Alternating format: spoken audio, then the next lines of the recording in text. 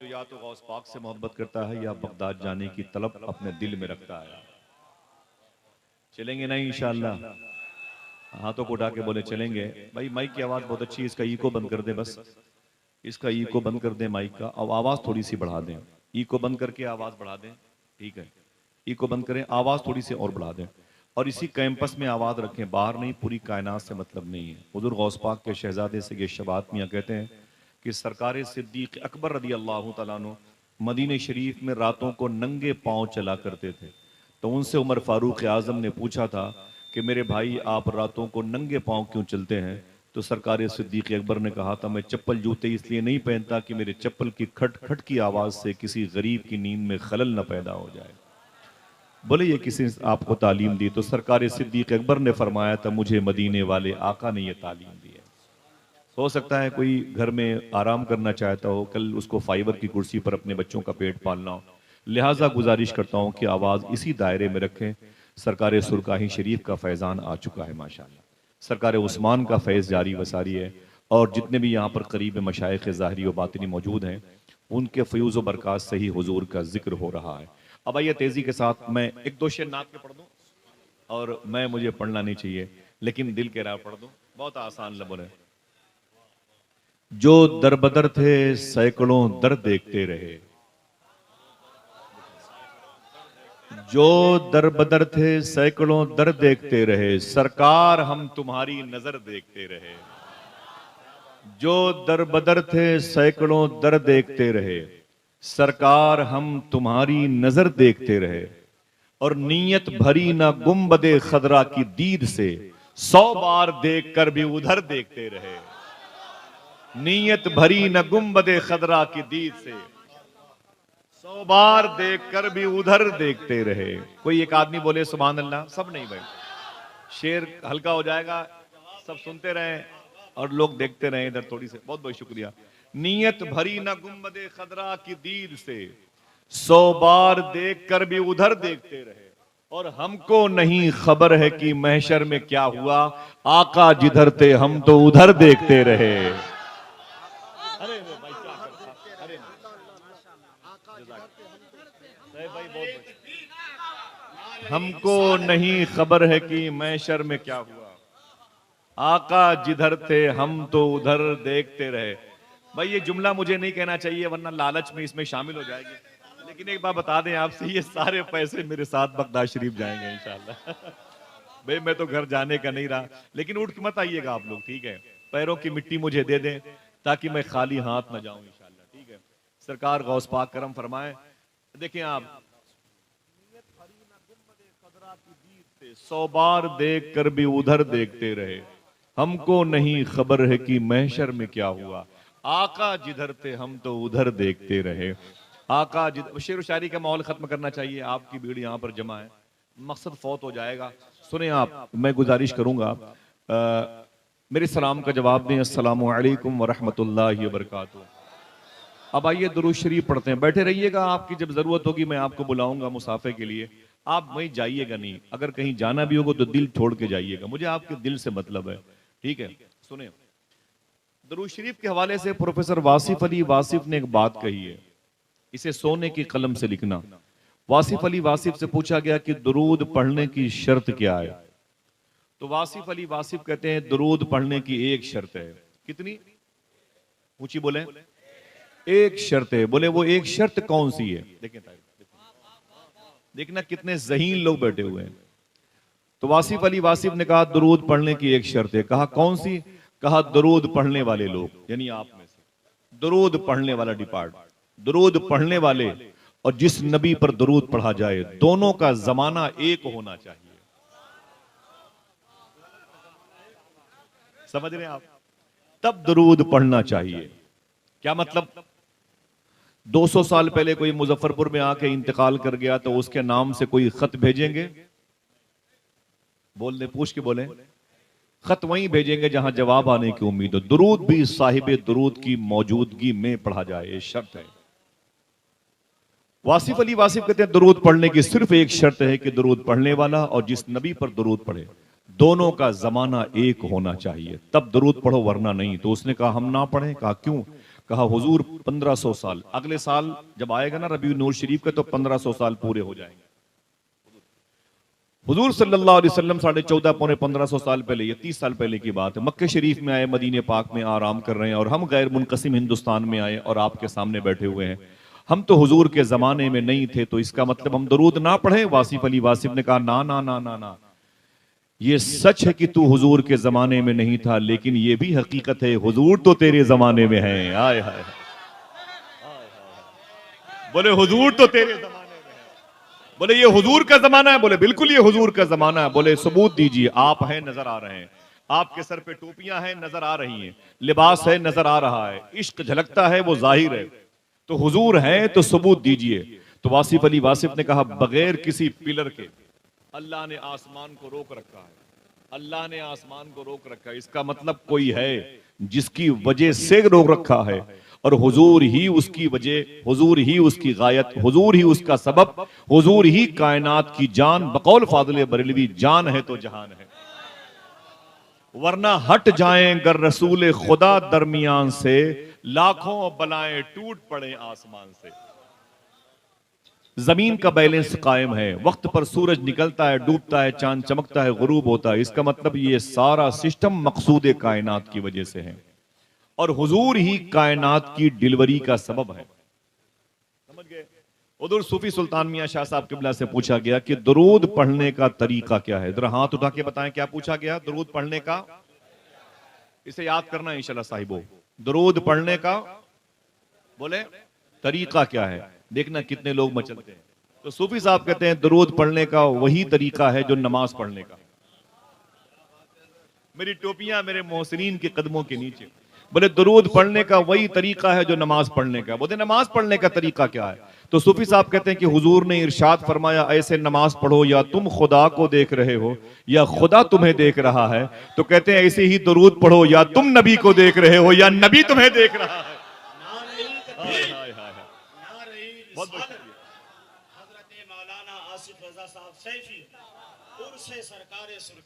सुभान अल्लाह, या तुम नबी को देख रहे हो या नबी तुम्हें देख रहा है। बहुत बहुत शुक्रिया। बैठने से पूछा गया दरूद पढ़ते वक्त, इसे याद कर लें। मैं अपने मिंबर के उलमा किराम से भी बहुत अदब से गुजारिश करता हूं और मैं इनको अपने सर का साहिबान और अपने मोहसिनीन की सूरत में देखता हूं। दरूद पढ़ते वक्त पूछा गया आपकी हैयत क्या होनी चाहिए, कैसे पढ़ना चाहिए? तो सूफी साहब फरमाते हैं कि दरूद पढ़ते वक्त अपनी गर्दन झुका लेनी चाहिए, अपनी पलकें या अपना सेंस, अपना ख्याल हल्का सा बाएं तरफ करना चाहिए, फिर दरूद पढ़ना चाहिए। दाएं तरफ रूह का मकाम है और बाएं तरफ दिल है, दिल, बाएं तरफ दिल। फरमाते सूफी साहब जब ये आवाज दरूद की दिल तक पहुंचती है तो दिल की आवाज हुजूर की बारगाह तक पहुंचती है। समझ रहे हैं? और जब आप ऐसे दरूद पढ़ने लगेंगे, इसको लिख लें, बड़ी प्राइवेट बात है, तो 40 दिन के अंदर अंदर आपके सीने के अंदर दिल में मीठा मीठा दर्द होगा। सुभान अल्लाह, माशाअल्लाह। कुर्सी लाइए, कुर्सी लाइए। नारे तकबीर, नारे रिसालत, फैज़ान तेगिया कॉन्फ्रेंस, हजरत पीर तरीकत, हजरत सूफी नजीबुल्लाह साहब किबला। नारे तकबीर, नारे रिसालत।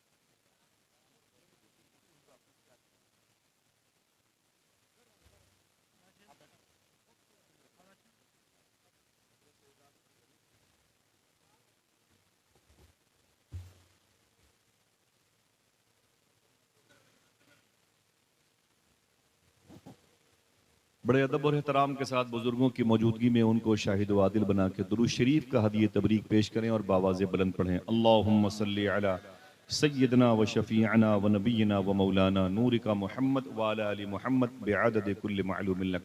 मशाइख़ किराम के इल्मी वजूद के मुजस्समे के साए में हमारी जब नशोनुमा होती है तो फिर हमारा फ्यूचर बड़ा ताबनाक होता है, हमारा मुस्तकबिल बड़ा प्यारा होता है, हमारी नस्लों की तहजीब व सकाफ़त व लसानियात भी मजहबियात की जुल्फ़ों की में मुक़य्यद रहती है।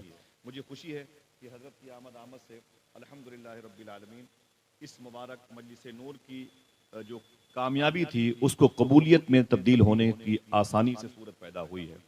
अल्हम्दुलिल्लाह रब्बिल आलमीन सरकार गौसे आज़म के फैज़ान से अल्लाह सबको माला माल फरमाए, फैज़ सरकार सुरकाही शरीफ हमें लूटने की तौफीक अता फरमाए और उस दरबार के ज़व्वार की खिदमत की तौफीक अता फरमाए।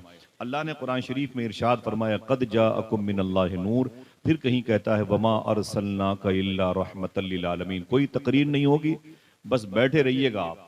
मैं कुछ बातें करता हूँ, वो बातें ऐसी, तकरीर सुनाता नहीं, बातें सुनाता नहीं, सोचता हूँ जो बातें हों उसे याद कर ली जाएं। इसीलिए मैं धीमे लहजे में बात करता हूँ कि बातें याद कर ली जाएं, ताकि मैदान मैशर में ये न कहना कि फिर न कहना हमें खबर न हुई, हमें किसी ने ये बातें बताई नहीं। उम्मन इस मौजू पर आप एक महीने से गुफ्तगू समात कर रहे हैं, लेकिन मेरी ख्वाहिश है कि मैं इधर से इस पर बात करूं अल्लाह उसके रसूल के फजल से। अल्लाह ने कुरान में जिसे नूर कहा, उस नूर से मुराद सब कहते हैं, हमने माँ के पिस्तान से यही सुनते चले आए हम कि इशारा हुजूर की तरफ है। नूर से मुराद अल्लाह के रसूल की ज़ात है। इसीलिए हुजूर की आमद के मौके पर जब बिगुल बजता है तो यही ऐलान होता है, नूर वाला आया है, नूर लेके आया है। क्या बोलते हैं आप? नूर वाला आया है, नूर लेके आया है। फिर अल्लाह फरमाता है वमा अरसलनाका इल्ला रहमतल लिल आलमीन। उसी नूर को अल्लाह ने हैयत दी और रहम की सूरत में बना करके, करम की सूरत में बना करके उसे जाहिर किया। अल्हम्दुलिल्लाह आज हुजूर की थोड़ी सी बात नूर के हवाले से और करम हुआ बिइज़्निल्लाह, हुजूर की मर्जी रही तो इन सरकारों की मौजूदगी में रहमत की सूरत में थोड़ी सी बात होगी। और यही बातें आज हिंदुस्तान की दुख भरी ज़मीन पर इंशाअल्लाह मरहम का काम करेंगी। हालात बड़े ही खराब हैं। तकरीबन 5 दिन पहले वीरावल में, सोमनाथ में तकरीबन 10,000 शहीदों की 1200 साल पहले की मज़ारात को पुलिस ने तकरीबन, वहाँ की हुकूमत ने 1500 पुलिस वालों को लगा करके 200 ट्रैक्टर और 30 जीसीबी लगा करके 10,000 से ज़्यादा मज़ारात को शहीद कर दिया। ये वो लोग थे जो सबसे पहले हिंदुस्तान में इस्लाम लाने वाले अजीमुशान काफिले का हिस्सा थे। हमें और आपको खबर नहीं है, आने वाले दिनों में ये हो सकता है कि हमारे गांव की, हमारे शहर की जो मस्जिदें हैं जहां अभी आवाज़ कम कराई जा रही है, आने वाले दिनों में मीनार भी उतारने का हुक्म आने वाला है। मस्जिदें भी शहीद कर दी जाएंगी, कुरान के पारे भी जला दिए जाएंगे, औरतों के चेहरों से नकाब खींचने का वक्त आ गया और आपकी दाढ़ी रखने के लिए आपको हुकूमत से परमिशन लेना पड़ेगा। बहुत दूर होते जा रहे हैं हम अल्लाह उसके रसूल की तालीमात से। आइए थोड़ी सी बात करते हैं, बैठे रहें। अगर दिल कहता है कि, अगर नफ्स कहता है, शर कहता है चलो, तब भी यहीं बैठे रहना, क्योंकि ये हुजूर की महफिल है।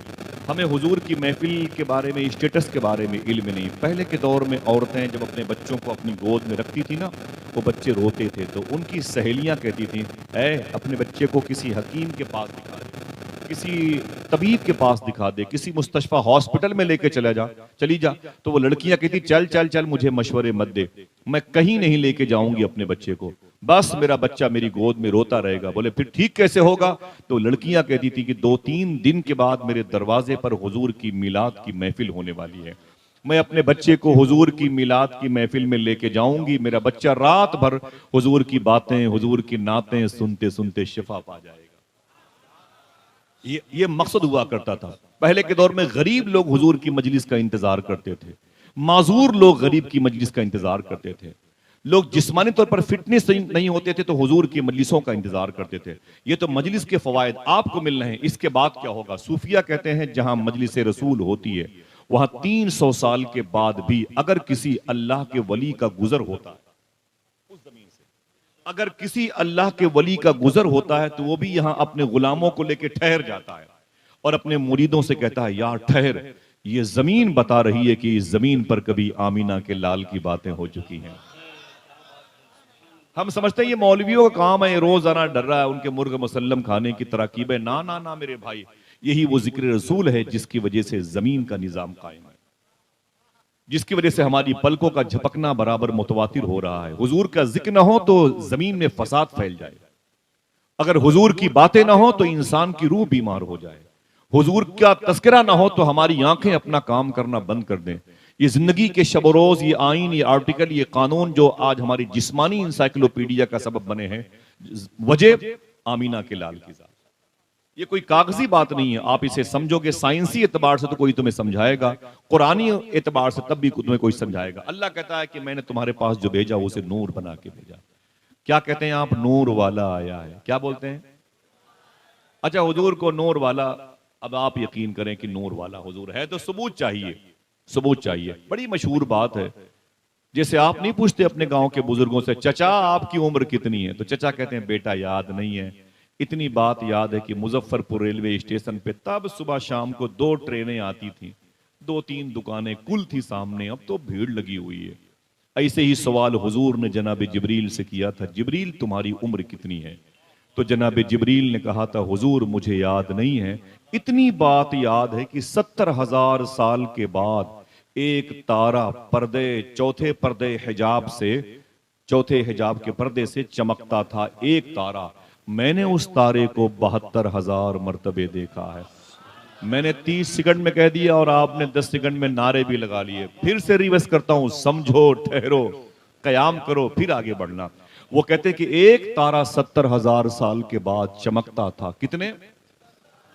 उस तारे को मैंने 72,000 मर्तबे देखा। जिब्रील कौन है? ये फरिश्तों के सरदार हैं। कह किससे रहे हैं? जो नबियों के सरदार हैं। उसके बाद हुजूर ने क्या इरशाद फरमाया, हदीस शरीफ में पढ़ लें, इसी के माहसल और निचोड़ जैसा जवाब और है। सूफिया कहते हैं उस वक्त हुजूर सल्लल्लाहु अलैहि वसल्लम ने जिब्रील के ये कहने के बाद अपनी पेशानी शरीफ के इस हिस्से को हल्का सा इमाम शरीफ से उठा दिया, खोल दिया।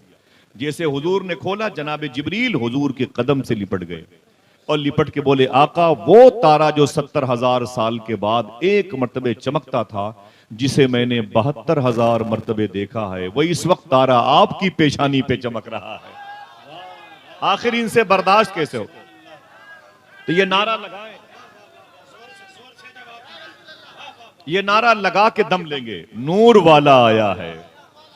बोले भाई, बोले नूर वाला, नूर लेके आया है, नूर लेके आया है। जनाबे आदम अलैहिस्सलातु वस्सलाम को फर्स्ट मैन कहा जाता है, यानी पहला आदमी। यानी ये लोग कहते हैं अबुल इंसान, कहते हैं अबुल बशर, कहते हैं बशर के बाप, इंसानों के बाप। उनके बेटे का नाम है शीस अलैहिस्सलाम। 70% राइटर्स कहते हैं कि अयोध्या में उनकी मज़ार शरीफ है। मैं बहुत गया हूं उनकी मज़ार शरीफ पर।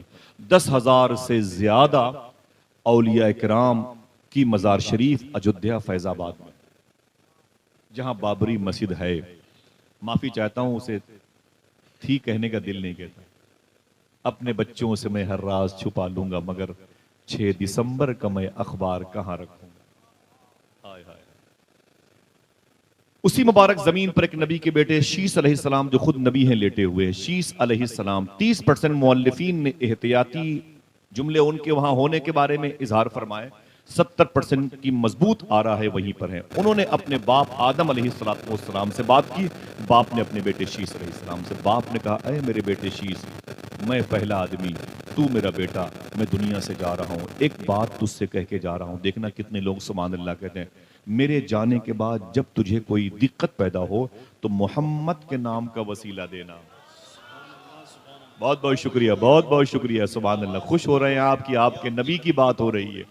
अरे मेरे बेटे शीस, सुन, मेरे जाने के बाद मोहम्मद के नाम का वसीला देना। जनाब शीस खड़े हो गए, बोले बाबा जान ये क्या मतलब है? आप पहले आदमी हैं, मैं आपका बेटा हूं, दरमियान में मोहम्मद कहां से आ गए? और आपको तो अबुल इंसान, इंसानों का बाप कहा जाता है, ये मोहम्मद कहां से आ गए?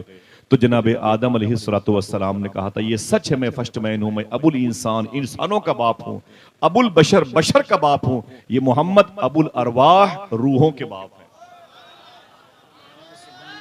ये रूहों के बाप हैं। हाय हाय हाय हाय, ये रूहों के बाप हैं। तो जनाबे शीस अलैहिस्सलाम ने फरमाया, बहुत बहुत शुक्रिया, जनाबे शीस अलैहिस्सलाम ने फरमाया, मेरे अब्बू जान, आपको कैसे पता चला कोई मोहम्मद भी है?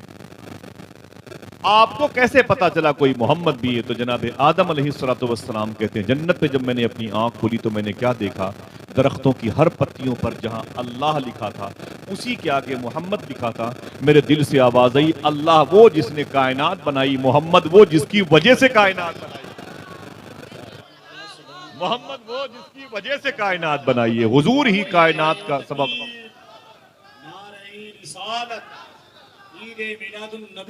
और सुन बेटे, सल्लल्लाहु अलैहि वसल्लम, जनाबे आदम अलैहिस्सलाम के, सुन मेरे बेटे सुन, मैं दुनिया से जा रहा हूं, तू भी चला जाएगा, तेरी औलादे नबी रसूल बन के आएंगी, कोई नूह आएगा, कोई याकूब, कोई यूसुफ, कोई जुल्किफल, कोई दानियाल, कोई यूशा बिन नून, कोई सालेह, कोई हूद, कोई इब्राहिम, कोई मूसा, कोई ईसा, कोई सुलेमान। ये बड़े बड़े लाखों नबियों की जमात आएगी। मालूम है इनका काम क्या होगा? बोले ना ना ना, मुझे नहीं मालूम है। बोले अपनी उम्मत से सारे नबी यही कहने के लिए आएंगे, तैयारी कर लो, रसूलों के सरदार आने वाले हैं। जमीन की कारपेट को साफ कर दो, आमीना का लाल आने वाला है। सबके आने का यही मकसद, वो एक अनाउंसर, एक नाजिम, एक संचालक बन के आएंगे कि तैयारी कर लो, हुजूर आने वाले हैं। कायनात जिसकी वजह से पैदा हुई है, वो कायनात का मालिक अपने हबीब को भेजने वाला है। रसूलों के सरदार की आमद होने वाली है। उनकी पेशानी पर नूर मोहम्मदी चमकता था, जनाबे आदम अलैहिस्सलाम। वही नूर ट्रांसफर होता रहा, मुंतकिल होता रहा, आगे बढ़ता रहा। मक्के शरीफ में आया तो अब्द मुनाफ नाम के एक बुजुर्ग थे, उनकी पेशानी पे चमका। उनकी शादी मक्के शरीफ में हुई। जब दोनों मियाँ बीवी इकट्ठा हुए तो वही एक साल के बाद उनके घर में एक शहजादे की सूरत में आया। यही शहजादा बड़ा हुआ तो नूर मोहम्मदी उसकी पेशानी पे चमका, जिसको दुनिया हजरत हाशिम के नाम से जानती है। ये हुजूर सल्लल्लाहु अलैहि वसल्लम के सगे परदादा हैं। अगर किसी ने आपसे पूछ लिया कि हुजूर के सगे परदादा का नाम बताओ, तो क्या बताओगे? हजरत हाशिम। पूछी बोले। अभी इनकी पेशानी पर नूर मोहम्मदी चमका, कमाल देखें। वो कहते हैं मेरे अंदर ये खूबी पैदा हो गई। मैं जिस जमीन पर अपना पांव रखता था, जनाबे हाशिम कहते हैं, पांव उठा के आगे बढ़ जाता था, लेकिन वहां की मिट्टी कई कई दिनों तक महकती थी। लोग मुझसे कहते थे हाशिम बड़े कमाल वाला है, तेरे पांव की मिट्टी महकती है। तो मैं कहता ना ना ना, इसमें मेरा कोई कमाल नहीं, सारा कमाल नूर मोहम्मदी का है। उनकी शादी मदीने शरीफ में हुई। वो मदीने पाक बिजनेस करने के लिए मदीने आके बसरा जा रहे थे और लौटे तो उनकी पेशानी की चमक देखी मदीने शरीफ में। खानदान ने, उस खानदान को कबीले बनु नज्जार कहा जाता है।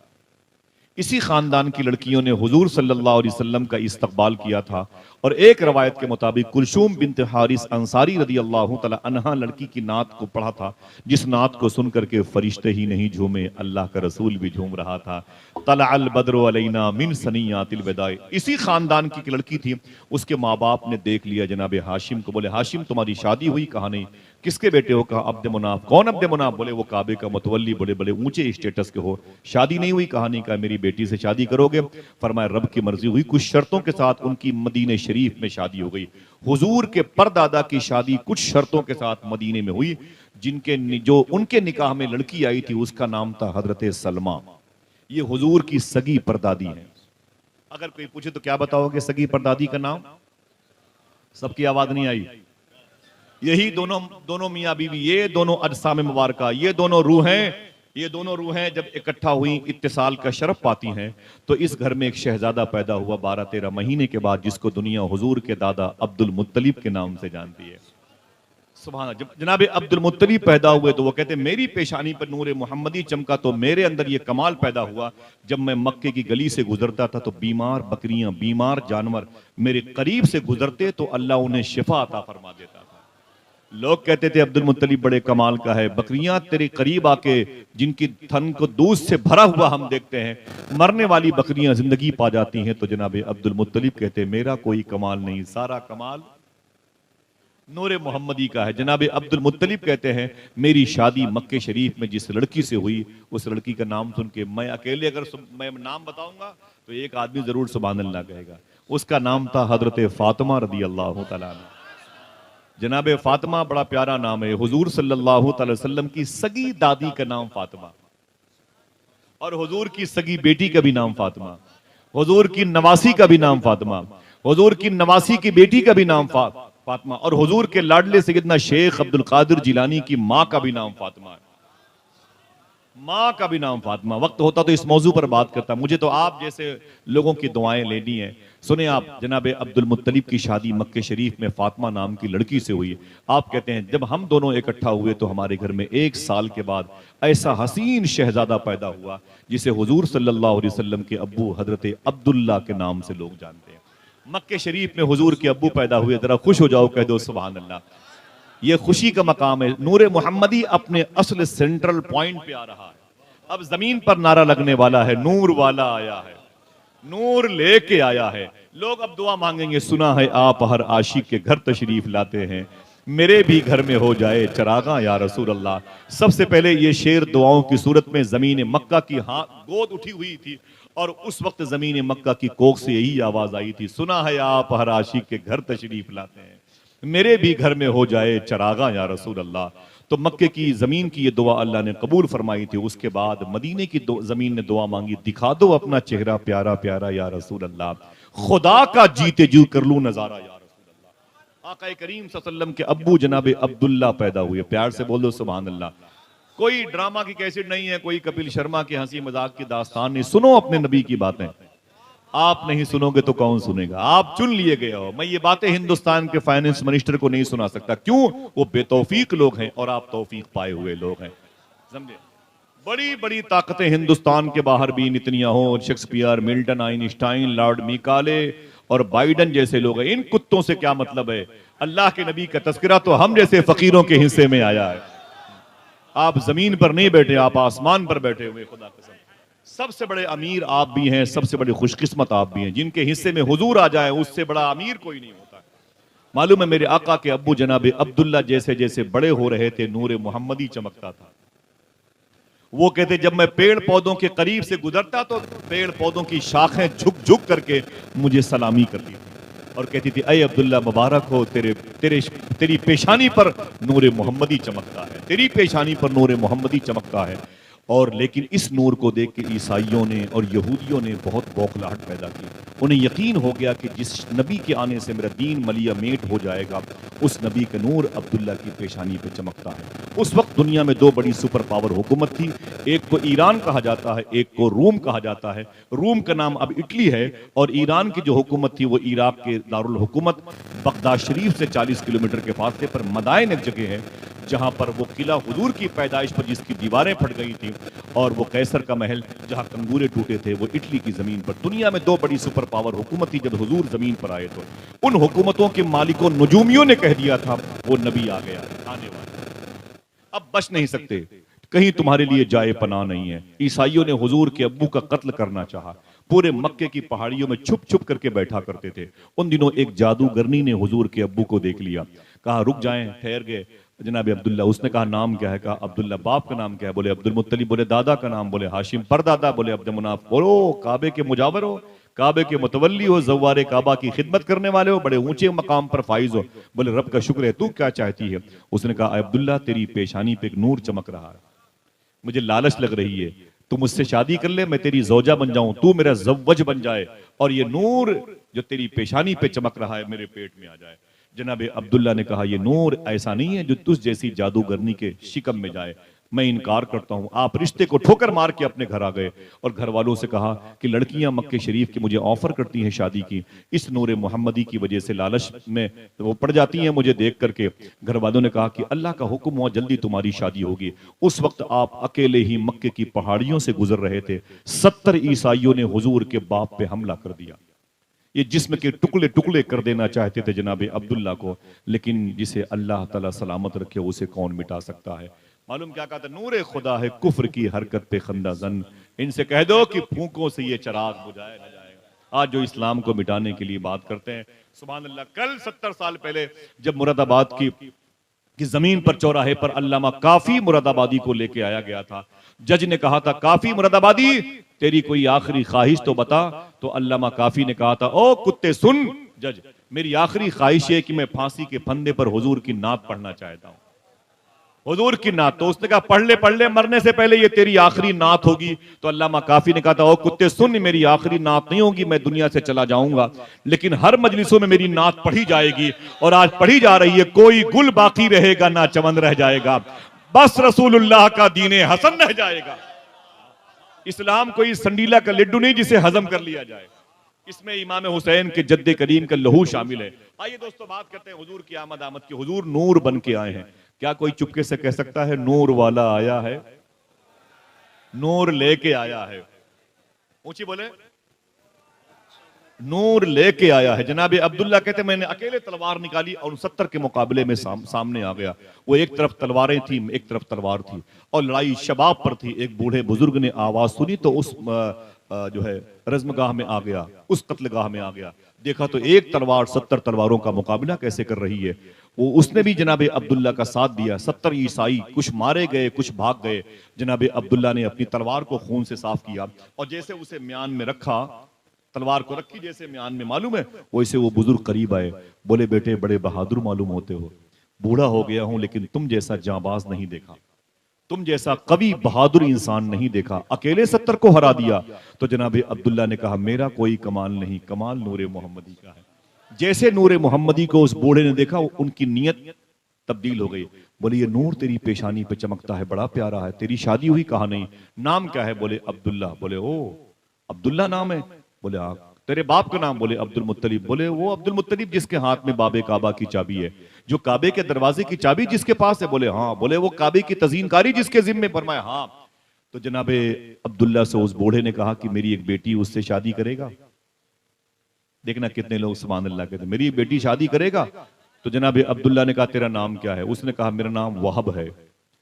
ये दो नाम मैं लूंगा, वहब का और उनकी बीवी का। हुजूर गौस पाक ने एक बुजुर्ग को बशारत में फरमाया था कि जिसकी दुआएं कबूल ना हो, इन दोनों नाम के वसीले से दुआ करे, अल्लाह उसकी दुआएं कबूल कर लेगा। हाथ उठा के वादा करें, याद करेंगे इन दोनों नाम को इंशाल्लाह। वो बेस क्या है वो बाद में पता चलेगा इंशाल्लाह। जनाब अब्दुल्ला ने कहा आपका नाम क्या है? बोले वहब। वाव तो चश्मी है वहब। बोले आपकी बीवी का नाम क्या है? बोले बर्रा। क्या नाम है?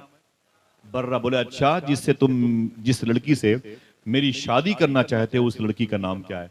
देखना कितने लोग सुभान अल्लाह कहते हैं। बोले तुम्हारा नाम क्या है? बोले वहब। तेरी बीवी का नाम क्या है? बोले बर्रा। बोले जिस लड़की से मेरी शादी करना चाहते हो उसका नाम क्या है? तो उस बूढ़े ने कहा कि उसको दुनिया बीबी आमीना रदी अल्लाह तआला अन्हा के नाम। नाम तुम्हारा लब पे आए, मीठा मीठा मुंह हो जाए। अम्मी आमिना का नाम सुना तो जनाब अब्दुल्ला को मिठास पैदा हुई। बेइज़्निल्लाह रब की मर्जी थी, दिल में मुस्कुराहट और तमानत कल्बी का एहसास हुआ। घर आए, रिश्ते की बात हुई।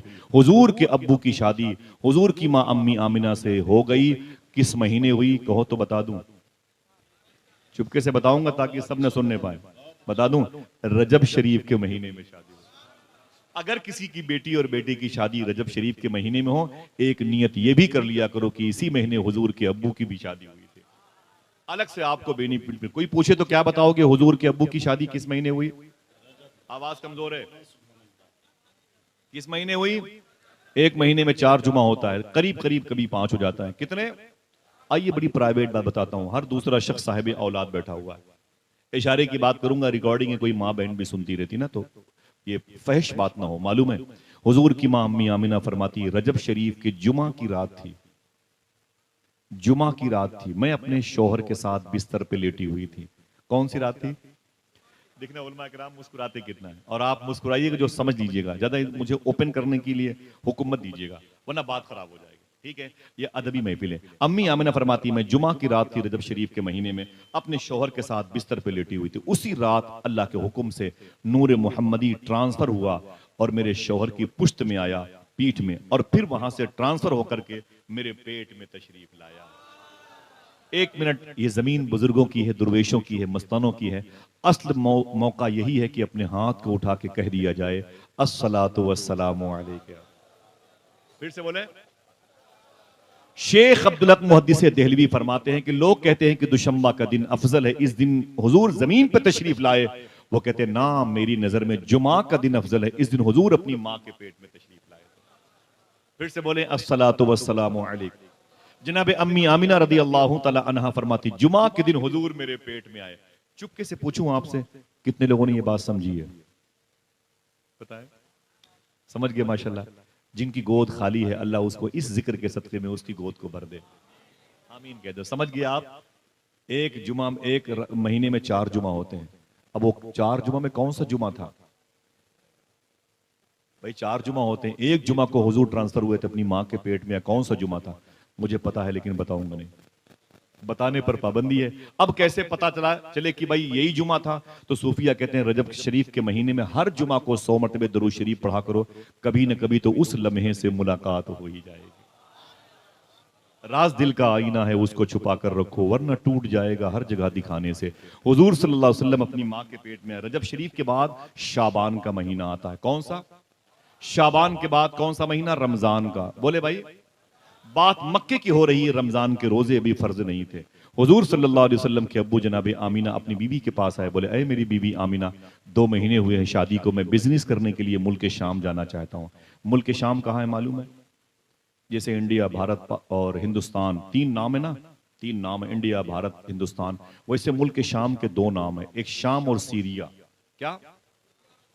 सीरिया और शाम। इसकी राजधानी को अंग्रेज दां तबका दमिश्क बोलता है, उर्दू पढ़े लिखे लोग दमिश्क बोलते हैं। इसी दमिश्क की राजधानी में वो बुजुर्ग मोमिनों के, अमीर मुसलमानों के बादशाह लेटे हुए हैं, जिनको उमर बिन अब्दुल अजीज कहा जाता है, जिनके दौर में शेर और बकरी एक घाट पर पानी पीते थे। बहुत बड़ी बात है, बहुत बड़ी बात है इस दौर को। अब तो बकरी बकरी के साथ पानी पीने को तैयार है। हाँ, समझे? इनके दौर में शेर और बकरी एक साथ पानी पीते थे। अगर सुभान अल्लाह कहने का वादा करे बता दूं, इसी दमिश्क में वो अजीम शान बादशाह लेटा हुआ है, जिसका इंतजार हर फलस्तीन का बच्चा करता है, जिसे दुनिया फातह बैतुल मुकद्दस सुल्तान सलाहुद्दीन अयूबी के नाम से जानती है। सुभान अल्लाह, सुभान अल्लाह। जीते रहिए, जीते रहिए माशाअल्लाह। अल्लाह इन आवाजों को तकवीयत बख्शे और फलस्तीन के शहीदों के काम आ जाए, अल्लाह आमीन कह दे। इसी जमीन दमिश्क पर वो अजीम शान सहाबी रसूल लेटे हुए हैं, जिनका बरकत वाला नाम इन उलमा के जबान मुबारक पर है, जिन्हें सैफुल्लाह का टाइटल हुजूर ने दिया था। खालिद इब्न वलीद जिनका नाम था, बोले तड़प के सुभान अल्लाह। इसी जमीन पर वो बुजुर्ग लेटे हुए हैं, जिनको आपने देखा होगा लॉकडाउन में बहुत मशहूर एक सीरियल था, वो खिलाफत उस्मानिया के हवाले से। मैंने उसको 1 से 1.5 मिनट देखा है, कभी देखा है, उससे ज्यादा नहीं देखा। तारीख उनकी बड़ी प्यारी है। वो जो सीरियल तो बात वो मिजाज के खिलाफ है। उसमें एक बुजुर्ग की तस्वीर दिखाई जाती थी, वो तो मसनूई है, मैं उसका कायल नहीं हूँ। उनका नाम है शेख अकबर शेख मुहिउद्दीन इब्ने अरबी रहमतुल्लाह अलैह। ये गौस पाक सरकार के रूहानी व जिस्मानी बेटे हैं। जिस्मानी मैंने क्यों कहा, ये तन्हाई में पूछे तो बता दूंगा। इनकी भी मजार शरीफ यहीं दमिश्क में है, समझ गए? उसी के करीब में कब्रस्तान है। इसी कब्रस्तान में इमाम हुसैन के बेटी मखदूमा सुकैना की मजार शरीफ है। अगर कोई बोले तो बता दूं, इसी कब्रस्तान में इमाम हुसैन की बहन मखदूमा ज़ैनब सानिया ज़हरा लेटी हुई है। इसी कब्रस्तान में मखदूमा फातिमा की नौकरानी मखदूमा फिजा लेटी हुई हैं। इसी कब्रस्तान में, अब देखना कौन सुभान अल्लाह कहता है, इसी कब्रस्तान में मुअज्जिन रसूल सरकार बिलाल हबशी भी लेटे हुए हैं। एतिकाद सहिया के साथ फख्र से ऐलान करता हूं, उलमा किराम मुझे दुआओं से, इसी कब्रस्तान में हजरत अमीर मुआविया रदी अल्लाह। सुभान। चलेंगे इंशाअल्लाह, हाथ उठा के बताएं। चलेंगे, बगदाद भी चलेंगे इंशाअल्लाह। आप ये ना सोचें कि आसिफ भाई खर्चा बढ़ा रहे हैं, जब वो बुलाएंगे तो वो इंतजाम भी करेंगे इंशाअल्लाह। हाँ, चलेंगे ना इंशाअल्लाह गौस पाक की बारगाह में। खूब धूम धूम से गौस पाक की नियाज करना। अगले साल जरूर बगदाद शरीफ जाएंगे इंशाअल्लाह। नारे लगाएंगे लब्बैक या गौसे आजम। जोर से बोले, सबके हाथ नहीं उठे, ऊंची आवाज में बोले। अभी तो दादा की बात चल रही है, सुने, फिर बात करता हूं सैयदना। कभी आऊंगा तो फिर गौस पाक की बात करूंगा इंशाअल्लाह। हाँ, तब आप आएंगे नहीं आएंगे? जब इसके बाद में आऊंगा तो आप आएंगे? कहां जाएंगे? सारी जमीन तो गौस पाक की है, समझे? इंशाअल्लाह बैठेंगे खूब। कैस सहरा में अकेला है मुझे जाने दो, खूब गुजरेगी जो मिल बैठेंगे दीवाने दो। फिर बातें होंगी सैयदना शाह। अभी तो उनके जद्द करीम की ये मिलाद मुबारका का महीना, मुझे याद आई ये बातें, तो मेरे दिल ने कहा कि इतनी मुबारक समाते हों गौर भाई और ताहिर भाई, तो दिल कहता है कि इन्हें हुजूर की मोहब्बतों से आशनाई हो जाए, समझे? ठीक है, दिल से बोले नूर वाला आया है। हुजूर अपनी माँ के पेट में है, दूसरा महीना हो गया। हुजूर की माँ के पास हुजूर के अब्बू आए, बोले आमीना मैं बिजनेस करने के लिए मुल्क शाम जा रहा हूँ। बोले कब आओगे? बोले 1 महीने के बाद। बोले 2 महीने हुए शादी को, अभी जा रहे हो? बोले हाँ अभी जाना है, बिजनेस बहुत जरूरी है। जनाब अम्मी आमीना कहती मैं दरवाजे पर अपने शोहर को रुखसत करने आई। तवज्जो देना भाई, दरवाजे पर अपने शोहर को छोड़ने के लिए आई थी। मेरा शोहर मेरे घर से जा रहा था 1 महीने के लिए। मालूम है अम्मी आमीना रो के बोली थी बाद में, मुझे क्या खबर थी कि ये मेरी और मेरे शोहर से आखिरी मुलाकात है। अल्लाह अकबर, इसके बाद मेरे शोहर से मुलाकात नहीं होगी। अम्मी आमीना कहती मेरा शोहर जा रहा था, मैं उसे देख रही थी कि 1 महीने के बाद वापस आएगा, मेरे सर का ताज मेरे घर पे जगमगाएगा। जनाबे अब्दुल्ला कहते हैं मैं वहां से निकला तो मदीना हो के रास्ता है मुल्क शाम का, मदीना 480 किलोमीटर के फासले पर, फिर वहां से ये बसरा है जो बगदाद शरीफ से 650 किलोमीटर के फासले पर कुवैत के बॉर्डर पर है, यहाँ पहुंचे और फिर यहाँ से निकले। वो अरार बाएं तरफ बॉर्डर है जिसे अरब में दाखिल हो जाता था, आगे निकल गए बगदाद दाएं तरफ, सीधे निकल गए कुरकुक सुलेमानिया मोसिल होते हुए मुल्क शाम के बॉर्डर पे गए और फिर दमिश्क गए। हुजूर के अब्बू 30 से 40 लोगों के साथ सामान बिजनेस बेचा, तिजारत का सामान बेच के वापस मदीना होके मक्का आने वाले थे कि हुजूर के अब्बू की तबीयत अलील हो गई। मदीने शरीफ में भरी जवानी में बीमार पड़ गए, भरी जवानी में बीमार पड़ गए और बीमार हुए तो कहाँ गए? अपनी दादी हजरत सलमा जो हजरत हाशिम के निकाह में थी, उनके घर में आपने क़याम किया। उन लोगों ने बड़ा इलाज किया लेकिन जनाब अब्दुल्ला ठीक न हो सके, आखिर उनका मदीने शरीफ में इंतकाल हो गया। हुजूर सल्लल्लाहु अलैहि वसल्लम अपनी माँ के पेट में, अम्मी आमिना के पेट में हैं और अभी 2.5 पौने 3 महीने के हैं। हुजूर यतीम हो गए। हुजूर की माँ 23.5 या पौने 24 साल की हुई थी कि बेवा हो गई। क्या कहता है अल्ताफ हुसैन हाली, वो नबियों में रहमत लक़ब पाने वाला, मुरादें गरीबों की बर लाने वाला, उतर कर हिरा से सुए कौम आया और एक नुस्खे कीमिया साथ लाया। हुजूर के अब्बू की जो कब्र शरीफ बनी थी वो खोखे सिद्दीक अकबर के करीब में एक मोहल्ला था जिसे दारे नाबिगा कहा जाता है। उनकी कब्र शरीफ की एक तस्वीर लॉन्च हुई थी। किताब का नाम था निशानात अर्ज़ नबवी। किताब का राइटर जमात इस्लामी का है मिसबाहुद्दीन शकील। इस पर मुकदमा लिखा है प्रोफेसर डॉक्टर रियाज मजीद ने। इस किताब में हुजूर के अब्बू की कब्र शरीफ की तस्वीर सबसे पहले शाये हुई थी। मैंने ये किताब 14 साल पहले जमजम टावर 80 मंजिले की इमारत में मैंने खरीदी थी, तब ये मुझे 950 रुपए की मिली थी। अभी इस किताब की कीमत तकरीबन 1800-1900 रुपए है। सलाम के बाद आप PDF के जरिए से देख सकते हैं। किताब चाहिए तो फिर मेरे साथ मेरे घर पे चलें। हुजूर के अब्बू की कब्र शरीफ मदीने बन गई। मक्के वालों को खबर नहीं कि आमिना बेवा हो गई। कबीले कुरैश का एक फर्द कम हो गया। न कोई व्हाट्सअप, न कोई फेसबुक, न कोई इंस्टाग्राम, न कोई न्यूज चैनल, न कोई अखबार, कोई बताने वाला भी नहीं। सारा ग्रुप उनका मदीने में रुका हुआ था। उनकी तदफीन अमल में आई है दारे नाबगा में 1978, यानी आज से 40 साल पहले हुजूर के अब्बू की कब्र शरीफ खुल गई। इंतकाल कब हुआ? जब हुजूर अपनी मां के पेट में थे। हरम की दीवारें तौसी हो रही थी, बढ़ोतरी हो रही थी, तो हुजूर के अब्बू की कब्र शरीफ खुल गई थी। देखना कितने लोग सुभान अल्लाह कहते हैं। देखने वालों ने तो ये देखा है कि आपका जिस्म तो जिस्म है, कफन के एक एक धागे चमक रहे थे। बहुत बहुत शुक्रिया। और यहां तक कि आपकी आंखें इतनी चमकदार थीं कि इतनी चमकदार आंखें तो जिंदों की भी नहीं रहा करती हैं। उनका नाश मुबारका उठा करके ऊपर रखा गया और चेहरे मुबारका खोला गया 1978 में। उस वक्त मदीने शरीफ में कुतुब मदीना शेख ज़ियाउद्दीन मुहाजिर मदनी आला हजरत के खलीफा मौजूद थे। उन्हें खबर लगी कि हुजूर के अब्बू की कब्र शरीफ खुल गई है, ऊपर लाके रखी गई है, तो आप दौड़े हुए आए। मदीने के टॉप क्लास के लोगों में शामिल थे। मौका मिला हुजूर के अब्बू के जनाजे के करीब जाने का। आप पहुंचे तो कहते हैं मुझसे बर्दाश्त न हुआ। मैंने हुजूर के अब्बू की जो नाश मुबारका रखी थी, मैं दौड़ करके मैंने पेशानी का बोसा दे दिया। हुजूर के अब्बू की पेशानी का मैंने बोसा दिया। जब मैंने बोसा दिया तो उसके बाद नामालूम जगह उनकी बकी शरीफ में लाश तदफीन अमल में आई है। मैं अपनी खानकाह में आ गया। शेख ज़ियाउद्दीन कहते हैं जैसे मैं अपनी खानकाह में आया, मुरीदों ने कहा कि हुजूर एक बात बताऊं। कहा क्या? जिस वक्त आप हुजूर के अब्बू की पेशानी का बोसा दे रहे थे, उस वक्त आपकी दाढ़ी के नीचे के बाल हुजूर के अब्बू के रुखसार का बोसा दे रहे थे। समझ गया? बहुत बहुत शुक्रिया, बहुत बहुत शुक्रिया। हुजूर के अब्बू के रुखसार का बोसा दे रहे थे। इतना सुना तो शेख ज़ियाउद्दीन मुहाजिर मदनी कहते हैं मैं खड़ा हो गया।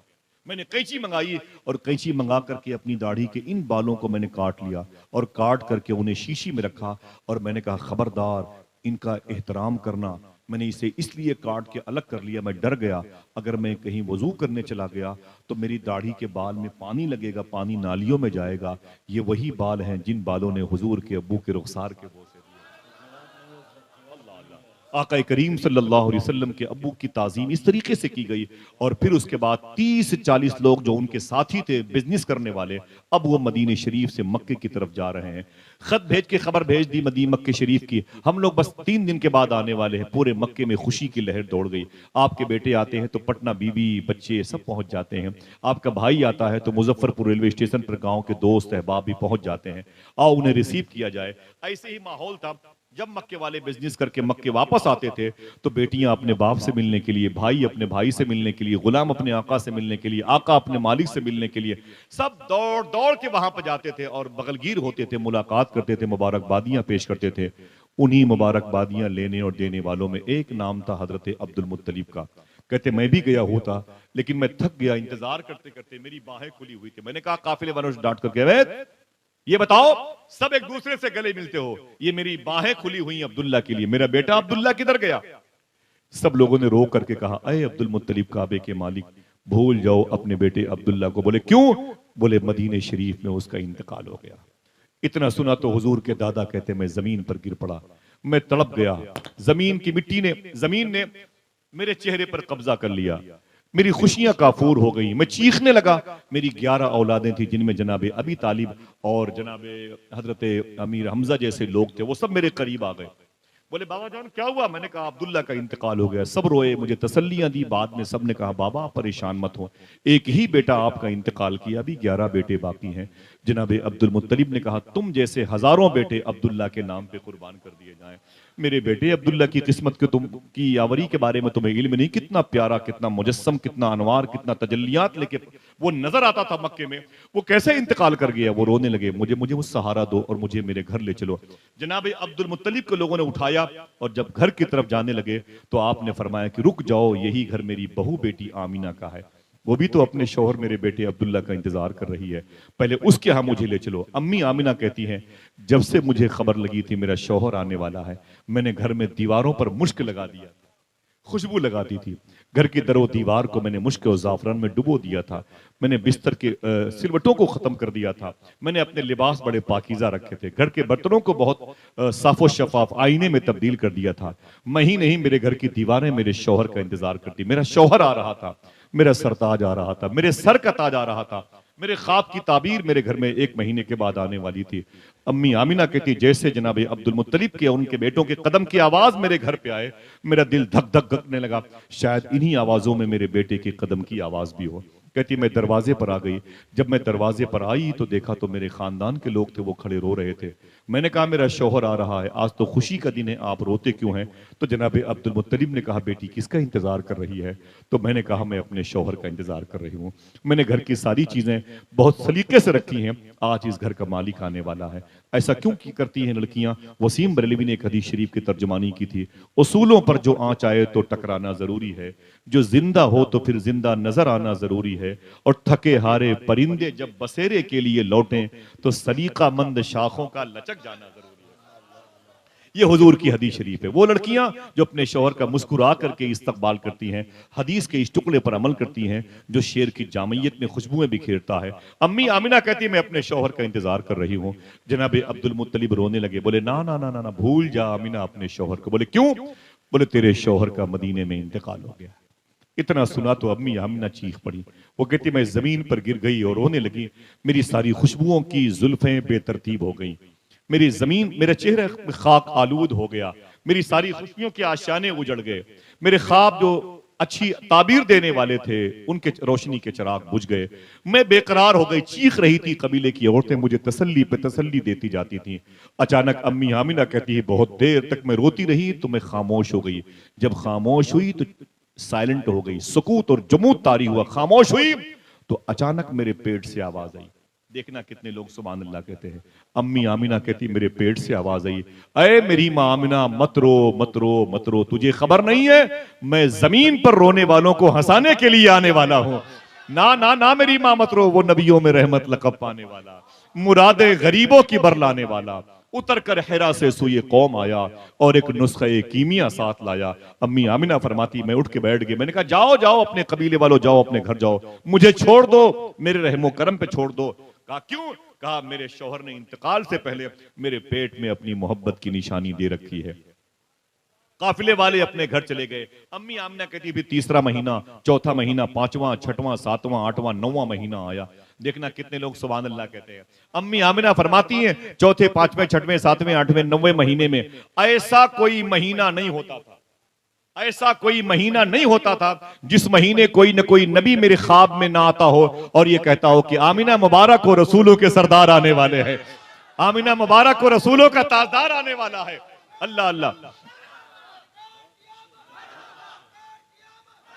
नारा लगेगा नूर वाला आया है। बोलो बोलो बोलो, नूर वाला आया है। जीते रहिए माशाल्लाह। अल्लाह मेरे भाइयों को बगदाद दिखा दे। हुजूर अपनी माँ के पेट में है, मालूम है आपको। हम क्यों कहते हैं आपसे सरकारों की मौजूदगी, क्यों कहते हैं आपसे बदअकीदों से बच के रहो। हुजूर की अम्मी की कब्र पे डायनामाइट लगा के उनकी कब्र को उड़ा दिया वहाबियों ने और कहा इनका ईमान सलामत नहीं। आप कहते हैं ये मौलवियों के झगड़े हैं। हाँ, ये जिनकी 4,000 रुपए तनख्वाह है इनके झगड़े हैं। क्यों किसी से लड़ेंगे मेरे भाई। हुजूर की माँ की कब्र शरीफ पर बम नस्ब किया और उसे रिमोट से उड़ा दिया और कहा हुजूर की माँ काफिरा थी, उनका ईमान साबित नहीं। अरे जालिम कहीं के 9-10 महीने हुजूर ने उनके शिकम में कयाम किया है। हाँ, हुजूर की हदीस शरीफ अपनी जगह पर मुसल्लम है। मालूम है हुजूर गुजर जाए तो रोशनी फैल जाती है। जिसका अकीदा है ऊंची बोले। मैंने जो बात कही ऐसे नहीं हवा में उड़ाई, खिताबत का जौहर नहीं। एक बुजुर्ग है, उनका नाम है इमाम जलालुद्दीन सयूती। नाम फिर से लूं, इमाम जलालुद्दीन सयूती रहमतुल्लाह अलैह। ये लेटे हुए हैं मिस्र की जमीन पर। मैंने इनका नाम 2 मरतबे लिया, पता बता दिया, फिर भी आपने सुभान अल्लाह नहीं कहा। अब कह सकते हैं ये इतने बड़े बुजुर्ग हैं कि जिन्होंने 75 मरतबे ख्वाब में हुजूर को देखा है। बहुत बड़े बुजुर्ग हैं। ये कहते हैं मैं एक कब्रिस्तान के करीब से गुजरा, मैं एक कब्रिस्तान के करीब से गुजरा तो मैंने क्या देखा, हर कब्र में मुझे रोशनी नजर आ रही थी। बहुत बहुत शुक्रिया। हर कब्र में मुझे रोशनी नजर आ रही थी, हर कब्र में मुझे रोशनी नजर आई, लेकिन एक कब्र में रोशनी बहुत ज्यादा थी। एक कब्र ज्यादा रोशन थी, बकिया सारी कब्रों में रोशनी नजर आई। इमाम सयूती फरमाते हैं मैं उस कब्र के पास गया जिसमें रोशनी ज्यादा थी। मैंने जाके सलाम किया, अंदर से जवाब आया। ऐसा क्यों हुआ? वो कब्र के मुर्दों से बातें करते थे। कोई दिक्कत? हाँ, कश्फ कबूर के मालिक थे, कोई परेशानी? अल्लाह उसके रसूल की मर्जी है। इमाम सयूती फरमाई जो हुजूर से बातें कर ले, वो हुजूर की उम्मत से बात करने में क्या दिक्कत है? हाँ? इमाम सयूती फरमाते मैंने कब्र के मुर्दों के करीब जाऊँ, उसके पास गया जहां ज्यादा रोशनी थी। मैंने कहा ओ कब्र के मुर्दे। उसने कहा क्या बात है? मैंने सलाम किया, अंदर से जवाब आया। बोले कौन हो? मैंने कहा दुनिया मुझे इमाम जलालुद्दीन सयूती कहते। बोले क्या करने आए हो? बोले एक सवाल का जवाब। बोले क्या सवाल है? बोले सवाल यह है कि इन कब्रों में रोशनी क्यों है। देखना कितने लोग सुभान अल्लाह कहते हैं। कोई खामोश ना रहे, सबके फायदे की बात है। इन कब्रों में रोशनी क्यों है? अंदर से जवाब आया बात यह है कि इन कब्रों में हुजूर आए थे। हाय हाय।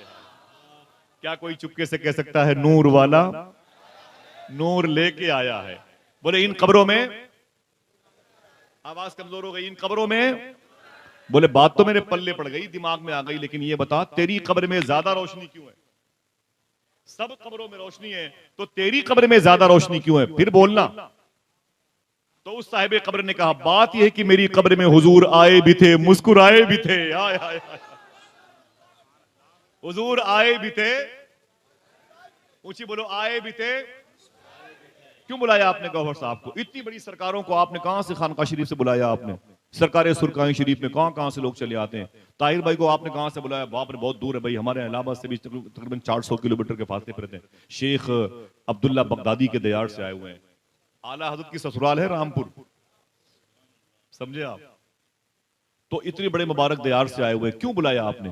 अल्लामा गौहर साहब को आप न बुलाते, पैसे आपके बच जाते, बच्चों की स्कूल में नशोनुमा में खर्च होते, उनकी पढ़ाई में करते हो। आप मुझे क्यों बुलाया भैया आपने? मैं आपसे पूछता हूँ, मुझे आप भाई यार दिल्ली भेज रहे हैं, क्या करना भाई? ये सब क्यों ऐसा करते हैं आप? मालूम है आपको इसका जवाब क्या होगा? कोई पूछे तो क्या बताओगे? मैं आपको आज जवाब देता हूं, इस जवाब को कभी भूलना नहीं इंशाअल्लाह। पूछा इन कब्रों में रोशनी क्यों है? कहा इन कब्रों में हुजूर आए थे। तेरी कब्र में रोशनी ज्यादा क्यों है? कहा बेस ये है कि मेरी कब्र में हुजूर आए भी थे। बहुत बहुत शुक्रिया। ऊंची आवाज में हाथों को उठा के आए थे और कहा अच्छा अब ये बता तेरी कब्र में हुजूर मुस्कुराए क्यों थे? तब उस साहिब कब्र ने कहा मेरी छोटी सी दुकान थी, गुमती पर मैं दुकान चलाता था। मेरी दुकान थी, जब शाम को दुकान का दरवाजा बंद करता तो मेरी आदत थी सारे मुनाफे के पैसे जेब में रखता था, लेकिन 1 रुपए का सिक्का निकाल कर एक थैली थी उसी में डाल देता। महीने में 30 सिक्के हो जाते थे, 2 महीने में 60 सिक्के हो जाते थे और 6 महीने में 250 सिक्के हो जाते थे। 1 साल में वो थैली सिक्कों से भर जाती थी। देखना कौन सुभान अल्लाह कहता है, वो थैली सिक्कों से भर जाती थी। बोले फिर जब रबीउल अव्वल शरीफ का महीना आता वही पैसे निकाल के हुजूर की मिलाद पे खर्च किया करता था। अल्लाह अल्लाह, बहुत बहुत शुक्रिया।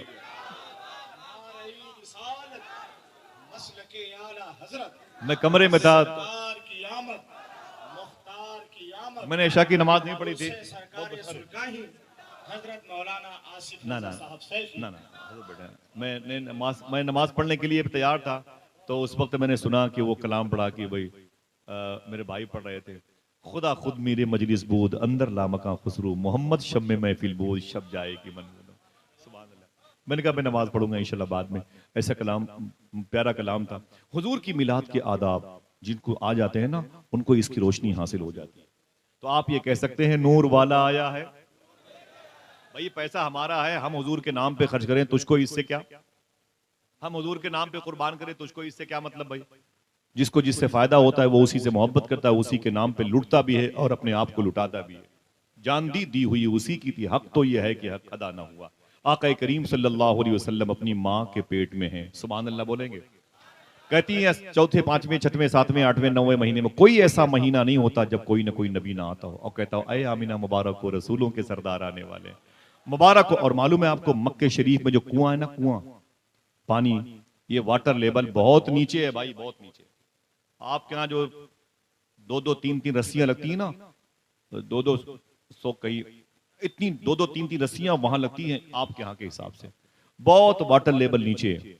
बड़ी मेहनत से एक बाल्टी पानी निकलता है मक्के शरीफ के कुएं से। अब तो समरसेबल का सिस्टम हो गया। अम्मी आमिना फरमाती हैं कुएं बड़े बड़े गहरे होते मक्के के। मैं पानी निकालने रस्सी और बाल्टी लेके जाती थी, लेकिन कब तक? जब तक हुजूर मेरे पेट में नहीं आए थे। जब तक हुजूर मेरे पेट में नहीं आए थे, मैं रस्सी भी लेके जाती और बाल्टी भी लेके जाती थी। बाल्टी से मुराद वो चमड़े का छागल है, वरना मुझसे पूछे बाल्टी साबित कीजिए, है कि नहीं? समझ गए? हुजूर की मां फरमाती है जब हुजूर मेरे पेट में आ गए तो मैंने रस्सी कभी इस्तेमाल नहीं की। मैं चुप हूं, देखूं कितनी देर के बाद आप सुभान अल्लाह कहते हैं। वाटर लेवल बहुत नीचे है, पानी बहुत नीचे है भाई। अम्मी आमिना फरमाती है जब हुजूर मेरे पेट में आए तो मैंने कभी बाल्टी ली तो, लेकिन रस्सी कभी नहीं ली, कभी रस्सी लेके कुएं पर गई नहीं। उनकी सहेली ने कहा कि आमिना क्या बात है, पानी भरने जाती है बगैर रस्सी के और भर के चली जाती है, ये क्या मतलब है? तो अम्मी आमिना फरमाती चल चल चल चल मेरे साथ चल और तू भी बाल्टी ले ले। अम्मी आमिना फरमाती मैं उसे ले लेती। मैंने कहा बाल्टी रख दी यहीं पर, चल मेरे साथ। वो खड़ी होती, अम्मी आमिना फरमाती मैं कुएं की मुंडेर पे आती किनारे, और मैं कुएं में झांकती थी। मैं कुएं में पानी की तरफ मैं देखती थी, पानी मेरे पेट में हुजूर को देख के मचलता था।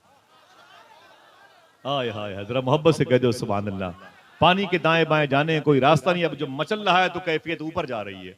वो पानी मचलते मचलते अम्मी आमिना कहती मेरे तलबे के पास आ जाता था और मैं बाल्टी डाल के पानी भर लेती थी, मेरी सहेलियां भी भर लेती थी। यही नहीं, देखना कितने लोग सुभान अल्लाह कहते हैं। अम्मी आमिना फरमाती जब तक मैं खड़ी रहती थी पानी भी रुका रहता था। क्यों? नूर वाला आया, आ रहा है आमिना का लाल। आका करीम सल्लल्लाहु अलैहि वसल्लम की आमद होने वाली है। ऊंची आवाज में बोलिएगा सरकार की आमद। अम्मी आमिना फरमाती है कि आहिस्ता आहिस्ता रबीउन नूर शरीफ का मुबारक महीना आ गया। सुभान अल्लाह, यही महीना आया है बुलावा। हुजूर सल्लल्लाहु अलैहि वसल्लम की आमद का महीना आ गया। अम्मी आमिना फरमाती है चांद की 11 तारीख आ गई रबीउन नूर शरीफ की, जब मेरे शिकम से हुजूर जमीन पे तशरीफ लाने वाले थे। हुजूर की पैदाइश पर खुश हो जाए, आपकी नस्लों को अल्लाह खुश रखेगा इंशाअल्लाह।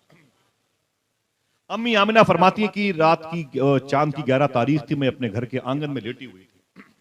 अपने घर के आंगन में लेटी हुई थी, अचानक मैंने क्या देखा, तारों के झुरमुट में आसमान के सारे तारे सिमट गए हैं और सिमट करके मेरे घर के आंगन की तरफ गिरने वाले हैं। मैं डर गई, मैंने कहा ये क्या है? आवाज आई ना ना ना आमिना डर मत, मुबारक हो तेरे शिकम से रसूलों के सरदार आने वाले हैं।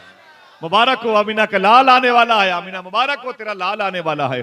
और कहती कि मैंने देखा कि काबे की छत पर एक झंडा नस्ब किया गया, एक झंडा मेरी छत पे और एक झंडा बैतुल मुकद्दस की छत पे नस्ब किया गया। और उसके बाद अम्मी आमिना कहती है मैं घर में बैठी थी, कोई दर्द नहीं हुआ डिलीवरी का। डिलीवरी का दर्द बहुत होता है साहिब, मैं इस टॉपिक पर बात करता हूँ, बहुत होता है दर्द। मालूम है साइंस क्या कहती है? एक साइंसदान ने यह कहा कि डिलीवरी में एक औरत को बच्चा पैदा करते वक्त इतना दर्द होता है, अगर वही दर्द 60 या 70 मर्दों को बांट दिया जाए तो ये मर्द मर भी सकते हैं। और भाई ये मर्द मर भी सकते हैं, इतना दर्द होता है इन माओं को। लेकिन अफसोस की बात है कि माएं इतनी तकलीफ को झेल जाती हैं, लेकिन बच्चे अपनी माँ की थोड़ी सी तकलीफ बर्दाश्त नहीं करते। अपनी माँ को जूतों से मारते, अपनी माँ को ठोकरे मारते हैं, अपनी माँ को गालियां देते हैं, अपनी ही बेटी की शादी के मौके पर अपनी माँ को दावत नहीं देते। कहते हैं बूढ़ी माँ पागल हो गई है, छोटे वाले भाई के बहकावे में आ गई है। माज़ल्लाह रब्बिल आलमीन। ऐसा कहीं होता है?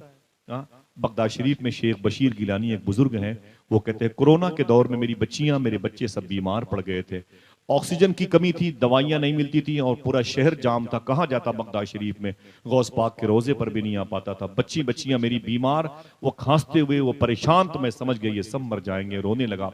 फिर मुझे एक ही चीज समझ में आई, मैंने अपनी माँ को बिस्तर से उठाया और उसे तख्त पे लाके बिठा दिया और उसके पैर के नीचे मैंने वो बड़ा वाला जो होता नहीं टप, प्लास्टिक का टब जिसमें बच्चे नहाते हैं, वो लाके अपनी माँ के पैर के नीचे रख दिए। एक लोटे में पानी लेके आया, अपनी माँ के पैर धुले और पैर के जो धुलने का जो गुसाला था, पानी था, वो टप में आ गया। फिर मैंने अपने बच्चों को, बीवी को, बेटियों को बुलाया, मैंने कहा लाइन से बैठ जाओ, सब लाइन से बैठ गए। मैंने अपनी माँ के पैर के धोवन को गिलास में भर भर के अपनी सारी बेटियों को पिलाना शुरू किया और मैंने कहा सुनो, किसी और बीमारी की वजह से तुम्हें मौत आ सकती है, कोरोना की वजह से मौत नहीं आ सकती है, इसलिए कि मैंने तुम्हें अपनी माँ के पैरों का धोवन पिला दिया है। यार माँ माँ होती है मेरे भाई, माँ को नफरत से मत देखा करो। अच्छा हाथ उठा के बताएं कितने लोगों की माँ घर पे जिंदा है? उठाएं माशाल्लाह। एक मिनट में बोले, उठाए रखिएगा, बोले अय अल्लाह तेरा शुक्र है। फिर से बोले, फिर से बोले, ऊंची बोले। इंशाल्लाह वादा करो कि जब कभी भी अपने घर से बाहर जाओगे तो अपनी माँ का हाथ चूम के जाओगे। बोलो भाई बोलो इंशाल्लाह। जो दिक्कतें पेश आए अपनी माँ से कहा करो इंशाल्लाह। सरकार महबूब इलाही कहते हैं कि मेरी माँ जब तक जिंदा थी मेरा कोई काम रुका नहीं और माँ के इंतकाल के बाद भी मेरा कोई काम रुका नहीं। जब मेरी माँ का इंतकाल हो गया तो मैं अपनी माँ की कब्र के पास जाता था और माँ की कब्र पे बैठ के मैं दुआ करता था, मेरी माँ कब्र के नीचे आमीन कहती थी और मेरा काम बन जाया करता था। माँ मेरा टॉपिक नहीं वरना बात करता, बात तो हुजूर की आमद आमद की है। जरा फिर से बोलें, सरकार की आमद, नूर वाला, नूर वाला। अम्मी आमिना फरमाती मैं डिलीवरी के वक्त कोई तकलीफ मगर नहीं हुई, कोई दर्द नहीं हुआ, कोई ब्लीडिंग नहीं हुई, कोई घुटन नहीं हुई, कोई ताफुन नहीं। अम्मी आमिना फरमाती है मेरी 3 सहेलियां मेरे करीब बैठी थी जब हुजूर पैदा होने वाले थे। बातें याद रहेंगी? अम्मी आमिना फरमाती है मेरी 3 सहेलियां मेरे करीब बैठी थी जब हुजूर मेरे शिकम से जमीन पे तशरीफ लाने वाले थे। उनमें एक का नाम है मखदूमा शिफा, क्या नाम है? दूसरी कनीज थी जिनका नाम था सूबिया, किसी 1-2 किताब में सोएबा लिखा होता है, सूबिया सूबिया, ठीक है, वो कनीज थी। तीसरी औरत का नाम था हजरत उम्मे ऐमन। उम्मे ऐमन कौन है? ये हुजूर की माँ की सहेली हैं। इनके इंतकाल के बाद हुजूर ने कहा था उम्मे ऐमन मेरी माँ के बाद मेरी माँ है। हाय हाय हाय, हुजूर ने इनसे कितनी मोहब्बत की। जब उनसे इतनी मोहब्बत की तो अपनी माँ से कितनी मोहब्बत करते। लोग कहते हैं कि हुजूर ने अपनी माँ की खिदमत करने का कोई दकीका नहीं पाया, लेकिन हुजूर ने कहा क्या है मालूम है अपनी माँ के बारे में? मेरे आका इरशाद फरमाते काश मैं इशा की नमाज पढ़ा रहा होता, जुमले सुनिएगा, काश मैं इशा की नमाज पढ़ा रहा होता और मेरी माँ बाबे आयशा के करीब, ये रियाजुल जन्ना की तीसरी सफ के पास गेट है, काश मैं इशा की नमाज पढ़ा रहा होता और मेरी माँ बाबे आयशा उस दरवाजे पे खड़ी होकर बोलती बेटे मोहम्मद इधर आओ, तो हुजूर फरमाते मैं नियत तोड़ करके अपनी माँ से लिपट जाता। इससे बड़ा ऐलान क्या होगा माँ के फजाइल पर। दुआ करो अल्लाह हमारी माओ को शिफा अता फरमाए। हमारी माँ का इंतकाल हो गया, हमारी माँ का इंतकाल मालूम है इमाम हुसैन से, मौलाना गवर भाई, ताहिर भाई, मेरी माँ इतनी मोहब्बत करती थी कि मेरी माँ का इंतकाल भी आशूरे की 10 तारीख को हुआ था। अल्लाह की मर्जी है। अभी भी घर से निकलता हूँ तो उनकी कब्र पे बहुत देर देर तक बैठता हूँ। बहरहाल आपकी माँ अगर घर पे है तो उसका एहतराम करें, नहीं है तो उसकी कब्र पे जरूर जाया करें इंशाअल्लाह। दिल से बोले इंशाअल्लाह। मेरे आका की माँ कहती है मेरी 3 सहेलियां थी, एक तो शिफा थी, एक सोबिया थी जो कनीज थी और एक उम्मे ऐमन। मुझे लेके बोले भाई हुजूर की पैदाइश पर घर पे कितने लोग थे? ऊंची बोले 4 लोग थे। अचानक अम्मी आमिना कहती कि मैंने क्या देखा, 3 और औरतें मेरे घर पे आ गई, 3 और औरतें मेरे घर पे आ गई। मैंने कहा आप भाई आप कौन है इतने बनठन के आई हैं, आप कौन है इतना बन संवर के आई, इतना मेंटेन के आई, आप हैं कौन? देखना कौन सुभान अल्लाह कहता है। उनमें से एक ने कहा अरे मखदूमा आमिना मैं हाजरा हूं, हाजरा। बोले मेरे ही बेटे की ठोकर की वजह से जमजम का पानी निकला है, मेरे ही गुजरगाह को अल्लाह ने इन्न सफा वल मरवत मिन शाइरिल्लाह का, मैं हाजरा हूं, हाजरा। अम्मी आमिना फरमाती ओ आप हाजरा हैं? बोले हाँ। बोले ये कौन है आपके बगल में? तो उसने कहा मैं सारा हूं, सारा। सुभान अल्लाह, नाम सुन के सुभान अल्लाह कह दीजिए, तफसील फिर किसी मौके पर। बोले आप? बोले सारा है। बोले सारा के बगल में कौन है? देखना कितने लोग सुभान अल्लाह कहते हैं। ये नाम जो लिया जा रहा है, इस नाम की इस कुरान में एक सूरह मौजूद है, इस सूरे मौजूद है। हुजूर की मां फरमाती आप बोले हाजरा, अच्छा आप बोले सारा, अच्छा आप कौन है? तो उस औरत ने शर्माते हुए कहा मेरा नाम मरियम है। मरियम बोले मरियम, बोले हाँ, बोले वो तेरा बेटा ईसा, बोले हाँ हाँ, बोले अरे मरियम तू ईसा की मां है, बोले हाँ, बोले वो ईसा नबी? तो जनाबे मरियम खड़ी हो गई, बोले आमिना कैसी बातें करती है, अरे मैं एक नबी की मां हूं, तू नबियों के सरदार की मां बनने वाली है। अल्लाह अल्लाह अल्लाह, वो नबियों में रहमत लकब पाने वाला, मुरादें गरीबों की बरलाने वाला। बहुत बहुत शुक्रिया। जनाबे अम्मी आमिना फरमाती हैं कि मुझसे कहा बीबी मरियम ने तू नबियों के सरदार की मां बनने वाली है। खुशी मनाई गई। उतने में अम्मी आमिना फरमाती, सरकार मुजाहिद मिलत के खलीफा अपनी किताब तजल्लियात रहमतुल आलमीन में लिखते हैं, अम्मी आमिना फरमाती हैं कि हुजूर सल्लल्लाहु तआला अलैहि वसल्लम की पैदाइश के वक्त पतली पतली लड़कियां, खजूरों जैसी लंबी लंबी लड़कियां, अम्मी आमिना कहती दंदनाती हुई कभी इधर से उधर, कभी उधर से उधर, कभी इधर से उधर घूमती थी मेरे घर में। मैंने उन लड़कियों से कहा, ए लड़कियों तुम कौन हो? देखना कितने लोग सुभान अल्लाह के, तुम कौन हो? तो उन लड़कियों ने कहा, अम्मी आमिना हम जमीनी नहीं हम आसमानी है, हम जमीनी नहीं हम आसमानी। बोले हो कौन तुम, तुम्हारा ताल्लुक किस कबील से है? बोले हम किसी कबील के नहीं। बोले फिर कहां की हो? उन लड़कियों ने कहा, अम्मी आमिना हम जन्नत की हो रहे हैं, हुजूर के इस्तकबाल के लिए आए हुए हैं। मेरे इमाम ने क्या कहा था, जिस सुहानी घड़ी चमका तैबा का चांद, उस दिल अफरोज साअत पे लाखों सलाम। हाथों को उठा के बोलो उस दिल अफरोज साअत पे, हाथों को लहरा के उस दिल अफरोज साअत पे। अम्मी आमिना फरमाती खुशियां ही खुशियां थी, हर तरफ दरूद के नगमे गूंज रहे थे। हिंदुस्तानी घड़ी के मुताबिक 4:32 पे, कितने? फिर से बोलो, फिर से बोलो, 4:32 पे अम्मी आमिना के घर में हुजूर सल्लल्लाहु तआला अलैहि वसल्लम पहली मर्तबे ज़ाहिरी जिस्म मुबारका के साथ जमीन पे तशरीफ ला रहे हैं। जरा हाथों को उठा के फिर से बोल दो, अस्सलातु वस्सलामु अलैका या। बोलो बोलो बोलो, अपने माँ बाप की मगफरत के लिए ऊंची बोलो। अम्मी आमिना फरमाती है हुजूर मेरे शिकम से जमीन पर तशरीफ लाए। मैं पहाड़ों के शहर में थी, मेरे बाएं तरफ कोहे फारा, सामने सफा की पहाड़ी, सामने मरवा की पहाड़ी, पीछे शेबी अबी तालिब की ये पहाड़ियां, हजारों पहाड़ियों का शहर, जहां पर 5614 फीट की बुलंदी पर गारे हिरा, गारे सोर, जहां 3500 फीट की बुलंदी पर गारे हिरा, इतनी बड़ी बड़ी पहाड़ियों के बीच में घिरा हुआ मेरा छोटा सा घर। उस घर में एक कमरा, कमरे की एक खास जगह, मैं उस घर में थी।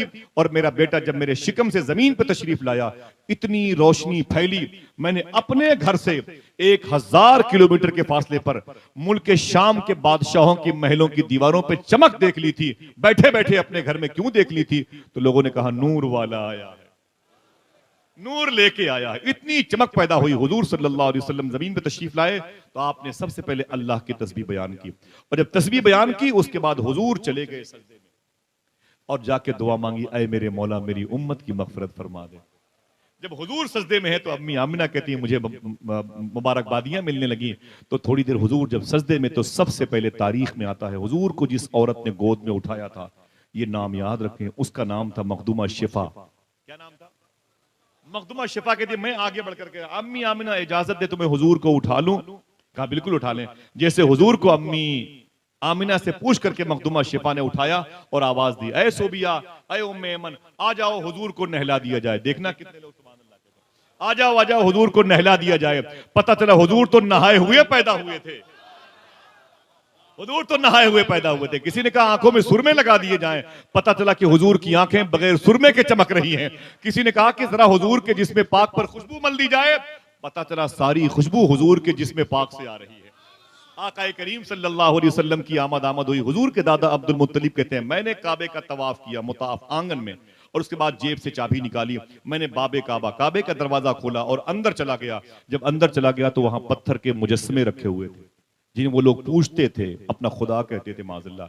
जनाबे अब्दुल मुत्तलिब कहते हैं जैसे मैं काबे के अंदर गया, मैंने क्या देखा, वही पत्थर के मुजस्समे धड़ाधड़ जमीन पर गिरने लगे, जमीन पर गिरने लगे। तो कहते हैं मैंने अपनी दाहिनी हाथ की पेशानी, अपनी हथेली अपनी पेशानी पर मारी। मैंने कहा भाई मैं ये क्या देख रहा हूं? तो उन पत्थरों से आवाज आई, अय अब्दुल मुत्तलिब मुझे क्या देख रहे हो? घर जाओ उसे देखो जिसे देखने के लिए जन्नत की हूरें बेचैन और बेकरार रहती हैं। तुम्हें पता है तेरे घर में कौन आया है? शबनम जबलपुरी ने कहा था शम्म की लो न बुझी और न लहराई है। मतले की नाजुकी देखें आप। शबनम साहब मेरे बड़े अच्छे मोहसिन दोस्त में थे, अभी उनका इंतकाल हुआ, बहुत बड़े शायर थे।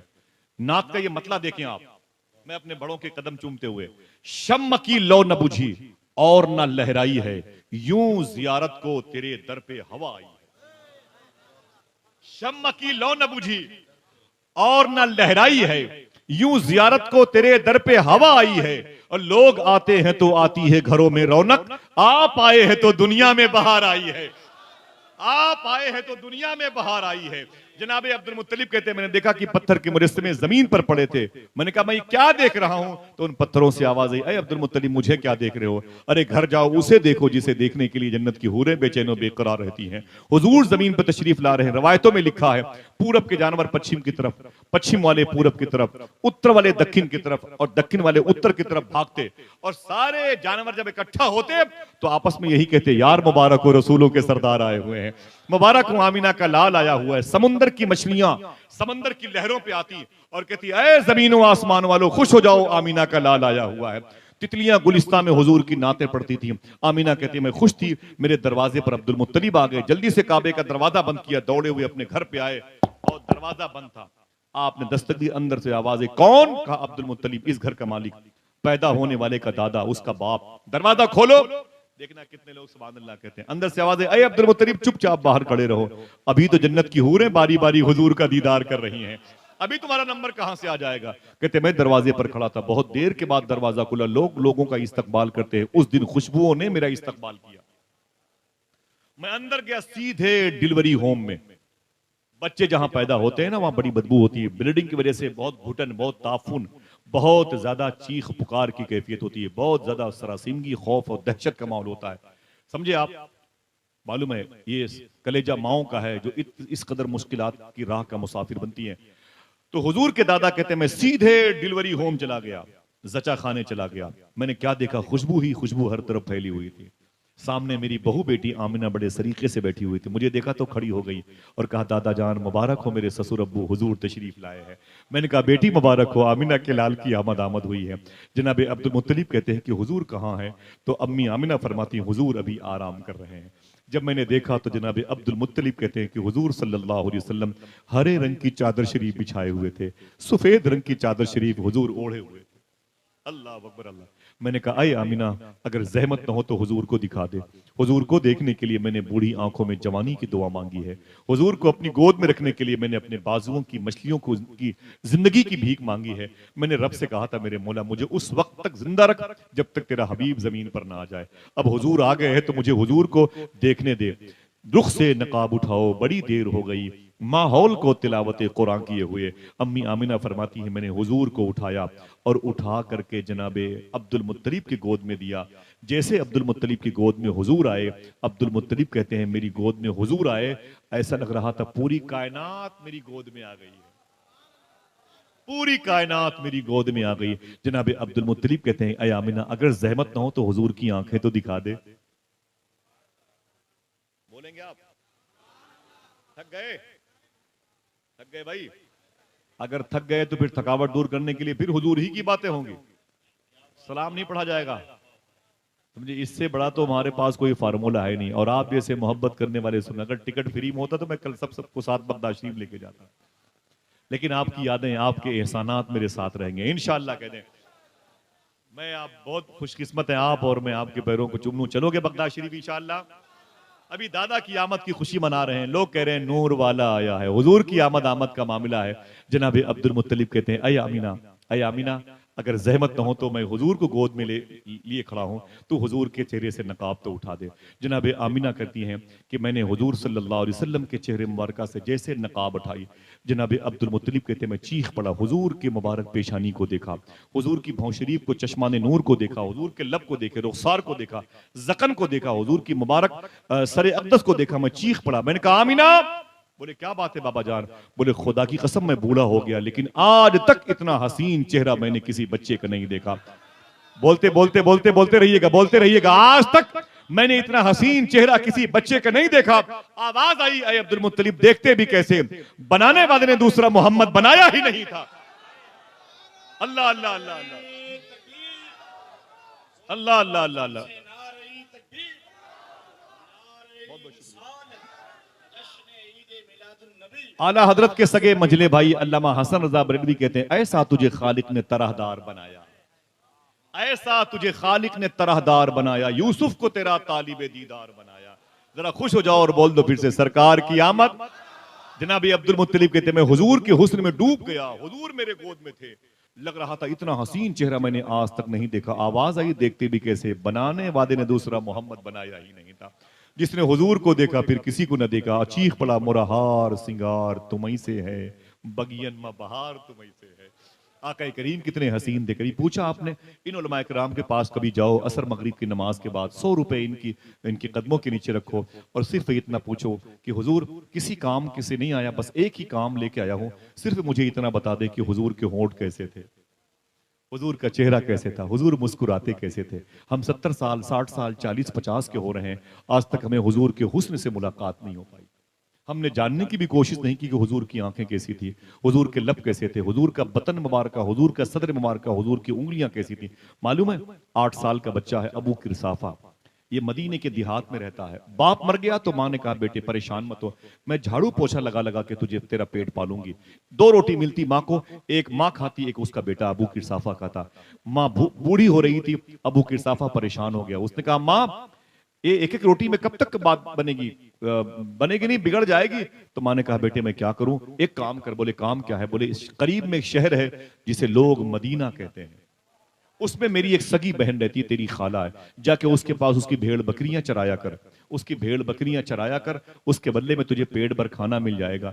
जो रोटियां मुझे यहाँ मिलती हैं उससे मेरा पेट भर जाएगा। अबू किरसाफा अपनी खाला के घर आ गया, कहते मैं मदीने आ गया, रोजाना अपनी खाला की बकरियां लेके जाता, 2 रोटियां लेके जाता और दोपहर में खाता और बकरियां शाम को चरा के वापस आता। ऐसे ही दिन बढ़ते गए, सुबह से शाम, शाम से सुबह होती गई। अबू किरसाफा कहते हैं एक दिन मैं मदीने की गली से बकरियां लेके जा रहा था, देखना कितने लोग सुभान अल्लाह के, उधर से आमीना के लाल आ रहे थे। आए हाय, बोलो बोलो बोलो सुभान अल्लाह। हुजूर कितने नाजुक थे। शायर ने कहा था जिसमें अतहर है लतीफ ऐसा की सरकार मेरे, जिसमें अतहर है लतीफ ऐसा की सरकार मेरे, बोसे हजरते जिब्रील से जाग उठते हैं। अल्लाह अल्लाह अल्लाह अल्लाह सुभान अल्लाह सुभान। हाय हाय हाय, गवर भाई बैठे, बहुत बहुत शुक्रिया, बहुत बहुत शुक्रिया साहिब भाई, साहिब दीवान शायर बैठे हुए हैं, मेरे ये मोइन भाई जितने मदनी भाई बैठे हुए हैं, उलमा किराम। जिसमें अतहर है लतीफ ऐसा की सरकार मेरे, बोसे हजरत जिब्रील से जाग उठते हैं। सूफी साहब से एक शख्स ने पूछा था मुझ में और हुजूर में क्या फर्क है? फरमाया पागल ये ख्याल तूने दिमाग में क्यों लाया? बोले नाना हम पढ़े लिखे नहीं, कुछ तो बता दो कि हम में और हुजूर में क्या फर्क है? बोले अरबों खरबों गुना फर्क है, लातादाद फर्क है। बोले एक फर्क बता दो कि हम में और हुजूर में क्या फर्क है। सुनेंगे आप, हम में और हुजूर में क्या फर्क है? आज तो सूफी साहब ने एक जुमला कहा था, वो चला गया सर पकड़ के। सूफी साहब ने कहा एक आसान ये भी सुन ले, तुझ में और हुजूर में एक फर्क ये भी है। कहा क्या? कहा तुम अगर खाना ना खाओ, देखना कितने लोग सुभान अल्लाह। सूफी साहब ने कहा तुझ में और हुजूर में एक फर्क ये भी है, तुम अगर खाना ना खाओ तो भूखे मर जाओ, हुजूर अगर खाना ना खाए तो खाना मर जाए। मौलाना फारे भाई देखिए, कहा तुम अगर खाना ना खाओ तो भूखे मर जाओ और हुजूर अगर खाना ना खाए तो खाना मर जाए। तुम अगर पानी न पियो तो प्यासे मर जाओ, हुजूर अगर पानी न पिए तो पानी मर जाए। हाय हाय हाय, तुझमें और हुजूर में एक फर्क ये भी है। अबू किरसाफा कहते हैं मैंने हुजूर को देखा तो दंग रह गया, ऐसी आंखें कभी न देखी, ऐसे लब कभी न देखे, ऐसी उंगलियां कभी न देखी। अल्लाह सर से लेकर पैर तक तनवीर ही तनवीर है, जैसे मुंह से बोलता कुरान वो तफसीर है, देखकर दुनिया परेशान है जमाले मुस्तफ़ा, वो मुसव्विर कैसा होगा जिसकी ये तस्वीर है। अबू किरसाफा करीब आए, बोले आप कौन हैं? हुजूर ने मुस्कुरा के फरमाया जिसका कोई नहीं मैं उसका हूं।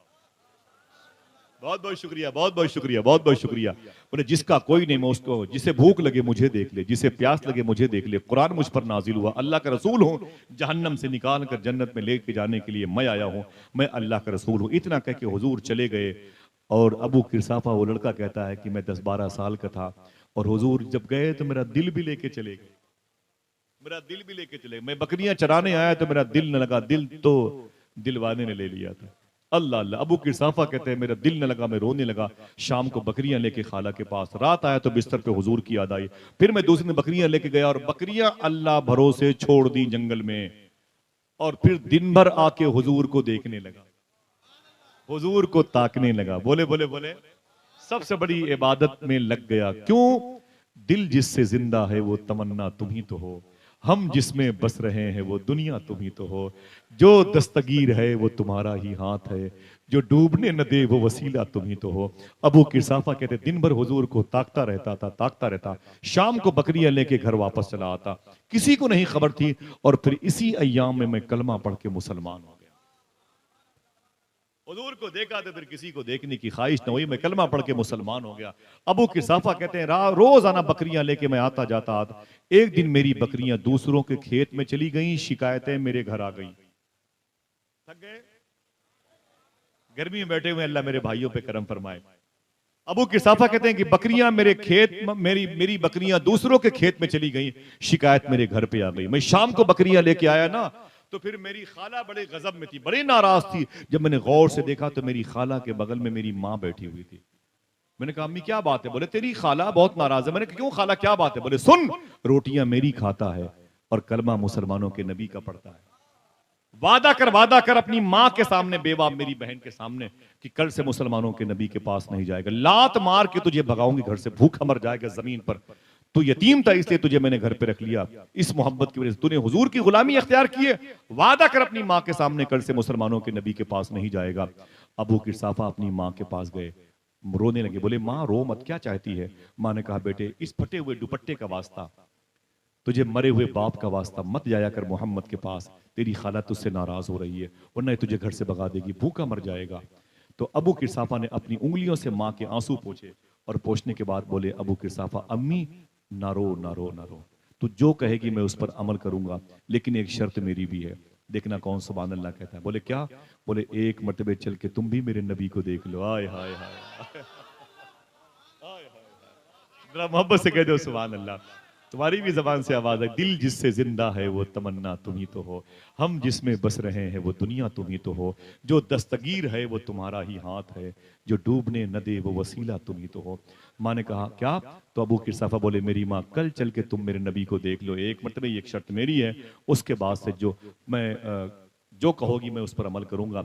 अबू किरसाफा की खाला ने कहा हाँ हाँ बहन चल चल चल, कल चल के इसके नबी को देख लेंगे, और परसों से ये नबी के पास जाना बंद कर देगा। जुमला रिवर्स करता हूं साहिबो।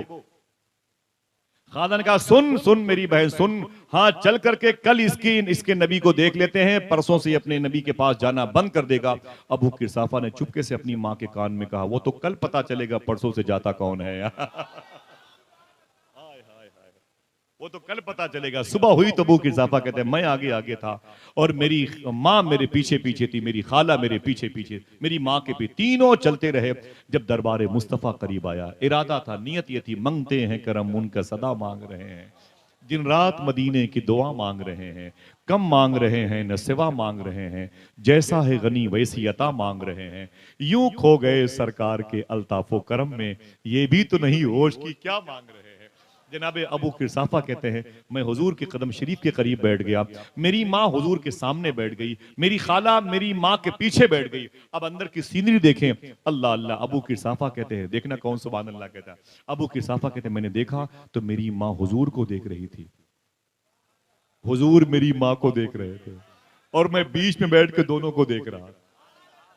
मैंने देखा तो हुजूर मेरी माँ को देख रहे थे, मेरी माँ हुजूर को देख रही थी, और मैं दोनों को देख रहा था। फिर मैंने माँ के दुपट्टे पकड़े, अम्मी जान। बोली क्या बात है? मैंने कहा हुजूर यही है। बोलो बोलो बोलो। मैंने कहा अम्मी जान हुजूर यही। मैंने कहा चुप, जैसे बोले कि अम्मी जान हुजूर यही है। मैंने कहा चुप। बोले क्या हुआ? खुदा की कसम। माँ ने कहा अरे मेरे बेटे अबू किरसाफा, इनके अलावा कोई और हो भी नहीं सकता। अल्लाह अल्लाह अल्लाह, जरा प्यार से कह दो सुभान अल्लाह। अल्लाह अकबर। मोरहार सिंगार तुम्ही से है, बगियन में बहार तुम्ही से है। अबू किरसाफा कहते मेरी माँ हुजूर को देखती रही रोती रही, हुजूर को देखती रही रोती रही। फिर मुझसे उसने मुखातिब होकर एक जुमला कहा था, तारीख में लिखा है, दिल कहे तो आप भी इसे याद कर ले। अबू किरसाफा कहते मेरी माँ ने कहा अबू किरसाफा। मैंने कहा जी माँ क्या बात है? बोले सुन, इस माँ का दामन छोड़ देना, इस मोहम्मद का दामन कभी ना छोड़ना। ऐसा तुझे खालिक ने तरहदार बनाया, यूसुफ को तेरा तालिबे दीदार बनाया, यूसुफ को तेरा तालिबे दीदार बनाया। जनाब अबू किसाफा की उस हुस्न की बात जो आज सुन रहे हैं, जनाब अब्दुल मुत्तलिब ने सबसे पहले हुजूर को लेके बातें की। हुजूर का चेहरा देखा तो तड़प गए, बोले आमीना। फरमाया क्या बात है? कहा आमीना अगर इजाजत दो तो काबे की जियारत हुजूर को करवा दूं। समझ रहे? अगर इजाजत दो तो ये काबे की जियारत मैं अपने हुजूर को करवा दूं। आवाज आई, अय अब्दुल मुत्तलिब तुम क्या मेरे हबीब को काबे की जियारत करवाओ, काबा खुद मेरे हबीब की जियारत करेगा। जनाब अब्दुल मुत्तलिब कहते मैं हुजूर को लेके निकला। किधर से निकले? ये हुजूर की पैदाइश का सेंट्रल पॉइंट है मक्के शरीफ। ये घर है, इधर देखें तो बात समझ में आ जाएगी। इधर ये घर है, ठीक है, सामने काबा है, काबा से पहले सफा मरवा की पहाड़ियां, दाएं तरफ ये शेबे अबी तालिब है। इस एरिए को शेबे अबी तालिब कहा जाता है। 3 साल तक हुजूर का हुक्का पानी यहां बंद किया गया था। अभी हालात अच्छी नहीं। कोई भी आपको मुसलमान समझ के मार देता है, लेकिन आप किसी को हिंदू भाई समझ के नहीं मार सकते। आपको वही करना है जो आपके मुल्क के ख्वाजा गरीब नवाज ने किया है। कोई कहता है कि मुसलमानों की दुकान से सामान नहीं खरीदना चाहिए, तो आपकी जिम्मेदारी बनती है कि आप हिंदू भाइयों की दुकान से सामान खरीदें। अपना दीन उसे दें, आप अपना कल्चर उसे दें। आप समझ रहे हैं? आप गरीब नवाज के शहर में अजमेर शरीफ में अगर कोई हिंदू लड़की जवान होती थी तो उसकी शादी की फिक्र उसके बाप से ज्यादा गरीब नवाज को रहा करती थी। गरीब नवाज को रहा कर, कुछ भी कर ले हुकूमत, कुछ भी कर ले, लेकिन इतना याद कर लें कि फूंकों से ये चिराग बुझाया ना जाएगा। सुबह कयामत तक आवाज आती रहेगी, कोई गुल बाकी रहेगा ना चमन रह जाएगा। बस रसूलुल्लाह का, बोलो भाई, बस रसूलुल्लाह का। हम तो आजमाइश के लिए पैदा होते हैं। जब 10 साल के फलस्तीन के बच्चे से पूछा है एक अखबार वाले ने, बेटा बड़ा होके क्या बनेगा? उसने कहा चुप, मुझसे पूछता है बड़ा होके क्या बनेगा? हम फलस्तीनी हैं, फलस्तीनी। हम बड़ा होने के लिए पैदा ही नहीं होते, हम तो बचपन में ही बैतुल मुकद्दस के नाम पे कुर्बान हो जाया करते हैं। अल्लाह अल्लाह, हमें तो कुर्बानी देने के लिए पैदा किया गया। हम तो आजमाइश के में हमेशा रहने वाले लोग, ये ईमान का हिस्सा है। लेकिन आपको जो खिदमत आपके अजदाद ने गैरों की है, वो खिदमत फिर से करना पड़ेगा। आप नफरत ना करें, कोई आपसे कितनी भी नफरत करे, ये उसके अपने बुरे ख्यालात पर मुनहसिर है। दुआ करो हिंदुस्तान में मोहब्बत का माहौल पैदा हो जाए। कोई भी बेकसूर जेलों में हिंदू हो या मुसलमान हो, अल्लाह उसकी रिहाई का इंतजाम फरमाए। मेरी दिल से दुआ है हुजूर मुफ्ती सलमान अजहरी शाह साहब किबला के लिए, अल्लाह उनकी भी रिहाई का इंतजाम फरमाए। जिन मज़ारात को शहीद किया जा रहा है वीरावल की जमीन पर, मेरी दुआ है कि अल्लाह उनके फैजान को जाहिर फरमा दे। हिंदुस्तान में 70% हिंदू मजहब के ऐसे लोग हैं जिनकी आस्था, जिनकी उम्मीदें बुजुर्गों से बहुत जबरदस्त जुड़ी हुई है। अगर आपको यकीन नहीं आता तो मैं 1.5-2 महीना पहले बगदाद शरीफ गया था। मेरे साथ 4 हिंदू भाई बगदाद गए थे। वो हिंदू हो के बगदाद चले गए और आप ये सुन के सुभान अल्लाह ना कह सके। मालूम है, 2 तो पंजाब के पंजाबी भाई थे और 2 हमारे इधर के थे, हजारीबाग इलाके। हजारीबाग के थे मोइन भाई, हजारीबाग के। मालूम है, जो 2 हजारीबाग के थे, बड़े गुड थे, बहुत मस्त थे। उनमें से एक गौस पाक की बारगाह से, देखिए एक हुजूर गौस पाक की बारगाह से निकला। मैं वहां पर खड़ा था। मैंने कहा भाई खैरियत है? तो मालूम है उसने क्या कहा? रोने लगा। वो हिंदू भाई था, रोने लगा वो। मैंने कहा क्या हुआ? सामने गौस पाक की बारगाह है, रोते क्यों हो? इतनी बड़ी मुबारक जगह की ज़रूरत। उसने कहा कि या शेख अब्दुल कादिर जिलानी, मैं क्यों पैदा हुआ था मुझे इसका इल्म नहीं, लेकिन जब से आपके रोजे को देखा है, दिल कह रहा है बस आप ही को देखने के लिए पैदा हुआ था। आज मेरी पैदाइश का मकसद मेरी समझ में आ गया। उसकी अपनी सोच थी और ये मुबारक सोच थी। मेरी दुआ है अल्लाह उसे इहदिनस सिरातल मुस्तकीम पे चलने की तौफीक अता फरमाए। सरकार गरीब नवाज और सरकार गौसे आजम, इन बुजुर्गों ने इस्लाम फैलाया। मेरा टॉपिक इस्लाम नहीं, हुजूर की पैदाइश है। लेकिन अभी हालात खराब हैं। इस हालात को बेहतर बना सकता है कोई और नहीं, सिर्फ आप बना सकते हो। मैं गोवा बहुत जाता हूँ, गोवा में जलसे बहुत होते हैं। मेरे दोस्त हैं, एक मतलब मैं गोवा में, वो एयरपोर्ट के करीब में एक मीटिंग चल रही थी और बड़ी खास मीटिंग थी। लोग मुझसे सवाल करते थे, मैं जवाब देता था। तो लोगों ने पूछा था कि भाई दीन कैसे फैलाया जाए। ये उलमा मजहबियात से, इल्मियात से, अदबियात से वाकिफ हैं, इनको मसले मसाइल पता है, ये दीन फैला सकते हैं। जब आपको नहीं पता तो आप कैसे फैला सकते हैं? तो मैंने कहा तुम भी फैला सकते हो। बोले कैसे? मैंने कहा बाजार जाते हो? बोले हाँ। मैंने कहा जब तुम्हें चीनी तौलने वाला, सब्जियां तौलने वाला, जब तुम्हें तौलता है 2 किलो ना, तो अक्सर उसमें 5-7 ग्राम ज्यादा दे देता है। सही है कि नहीं? और अगर बेचारा अगर ना बढ़ा के दे तो लोग कहते क्यों बे, क्या सोना तौल रहा है? ऐसा कहते क्यों बे, क्या सोना तौल रहा है? तो मैंने कहा अब जब जाना बाजार, जैसे वो 5-7 ग्राम ज्यादा बढ़ा के दे तो उससे कहना भाई 5-7 ग्राम कम दो चलेगा, ज्यादा मत दो। वो पूछेगा क्यों, तो कहना मेरे नबी ने मना किया। ना ना ना, ये इसकी तकवे के खिलाफ अमल है, कहना कि ना उसूल दीन मुस्तफ़ा के खिलाफ है। लोग बोले यार अच्छी बात है, कल देखेंगे। खुदा की कसम इन सरकारों के सीने में इल्म रसूल, इल्म अली, इल्म रजा का फैज़ मौजूद है। मैं गवाह बना के बोलता हूँ। मैं दोपहर में खाना खाने के लिए गए, मेरे दोस्त थे तफजुल भाई, मुझे एयरपोर्ट लाने वाले थे। तो बोले आसिफ भाई बहुत बड़ी बात बताऊं। मैंने कहा क्या हुआ? बोले आज मैं सुबह वाकई चीनी खरीदने की हिंदू भाई की दुकान पे गया, तो मैंने आवाज दी तो एक लड़की निकल के आई। बोले क्या बात है भाई? मैंने कहा मुझे चीनी चाहिए 3 किलो। तो उसने कहा कि अच्छा ठीक है। जैसे चीनी तोड़ना शुरू किया, उसने 12-13 ग्राम चीनी ज्यादा तोड़। मैंने कहा बहन ये 12-13 ग्राम निकाल लो, मुझे 3 किलो बराबर दो। जो पैसे मैंने दिए हैं उससे ज्यादा एक चीनी का दाना भी नहीं, कम दो चलेगा, ज्यादा नहीं। उसने कहा क्यों? तो मैंने कहा मेरे धर्म में ये चीज मना है। मालूम है उसने क्या किया? उसने तराजू वहीं रख दिया, अंदर चली गई, अपनी सहेली को लेके आई, फिर लाई तो फिर तराजू उठाया, फिर चीनी की तरफ चीनी ज्यादा डाली। जब वो तराजू पासंग हुआ, झुका, तो फिर मैंने कहा बहन क्या करती हैं आप, इसमें ज्यादा चीनी डालती हैं। मैंने कहा ना मुझे सिर्फ 3 किलो दीजिए, एक दाना चीनी का दाना ज्यादा नहीं आना चाहिए। तो उसने कहा क्यों? तो मैंने कहा मेरे नबी ने मना फरमाया, तकवे के उसूल के, सोलहीन की तालीम के खिलाफ है, इसलिए आप मुझे ज्यादा मत दें। तब उस लड़की ने कहा इसी को असली मुसलमान कहते हैं, इसी को असली मुसलमान कहते हैं। अल्लाह अल्लाह। मेरा ये टॉपिक नहीं, हुजूर की पैदाइश है साहिबो। थोड़ी सी जिम्मेदारी समझो आप, थोड़ी सी जिम्मेदारी समझो। तुम जिस गरीब रिक्शे वाले पर बैठ करके रिक्शे पे सफर करते हो ना, मालूम है उसके कितने ख्वाब होते हैं। वो रिक्शा वाला कहता है, सोचता है जब वो घर से निकल रहा था ना तो उसकी बेटी उससे लिपट गई थी। तो बाप ने कहा था मेरी बेटी क्या बात है? तो बेटी ने कहा था अब्बू मेरे टीचर ने मुझे बहुत मारा है, ये जिस्म पर लकड़ियों के निशान बने, डंडों के निशान बने, मेरे चेहरे पर देख रहे निशान। बोले क्यों? बोले मेरे पास 10 रुपए की कॉपी नहीं है, कॉपी ना होने की वजह से आज फिर मार खाऊंगी। बाप ने कहा कि बेटी एक दिन सब्र कर ले, आज मैं जाता हूँ रिक्शा चलाने के लिए, अगर मुझे किसी भाई ने 2-4-10 रुपए बढ़ा के दिया तो कॉपी लेके जरूर आऊंगा। जब वो रिक्शे चला के आपको बिठा के लेके जाता है ना, तो कितने ख्वाब उसके अंदर पलते रहते हैं। वो बेटी के जिस्म पर रस्सियों के, वो लकड़ियों के निशान, वो खून का जमा होना, मुंजमिद होना, उसकी रोने वाली आंखें, अश्कबार आंखें, सब उसका बाप वो याद करता रहता है और पैंडल मारता रहता है। आप शान से चारों तरफ देखते चलते हो और वो सोचता है अगर भाई साहब ने उतरने के बाद 5 या 10 रुपए ज्यादा दे दिए तो मेरी बेटी कल से मार नहीं खाएगी। लेकिन हम उतरने के बाद फटी हुई 10 रुपए की नोट देते हैं, पकड़ में इसको। तो रिक्शा वाला कहता है भाई साहब 10 रुपए, वो भी फटी हुई नोट। हम कहते हैं साले इतनी हाँकी मारूंगा दिमाग फट जाएगा, निकल ले। रिक्शे वाला डर जाता है, वो करीब में किसी ड्रम से पानी पीने के लिए जाता है और हम उसी के सामने स्प्राइट, थम्स अप, माजा, फ्रूटी खड़े होकर पीने लगते हैं। यही बात कही थी सूफी सुल्तान मियां ने। जब मैंने कहा था पहले लखनऊ में हॉस्पिटल ज्यादा नहीं थे, लोग ज्यादा थे, अब लोग भी ज्यादा हैं, हॉस्पिटल भी ज्यादा है, तो सूफी साहब ने कहा था बात ये थी कि पहले के दौर में लोग खिला खिला के खाना खाते थे, अब दिखा दिखा के खाना खाते हैं। साहिब वादा करो इंशाल्लाह ऐसा नहीं करोगे।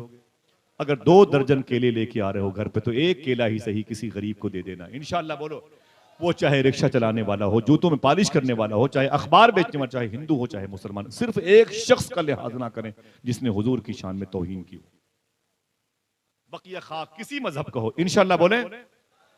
सूफिया कहते हैं अगर आप चाहते हो कि मेरे नस्लों को बरकतों हमेशा बरकतें रहें, मेरा कारोबार कभी कमजोर ना हो, तो सोने से पहले अपनी छत पर चिड़ियों के लिए बाजरा है, पार्ले बिस्किट है, नमकीन सेव डाल दिया करो, दरवाजे पर कुत्ते को भूखा ना सुलाया करो।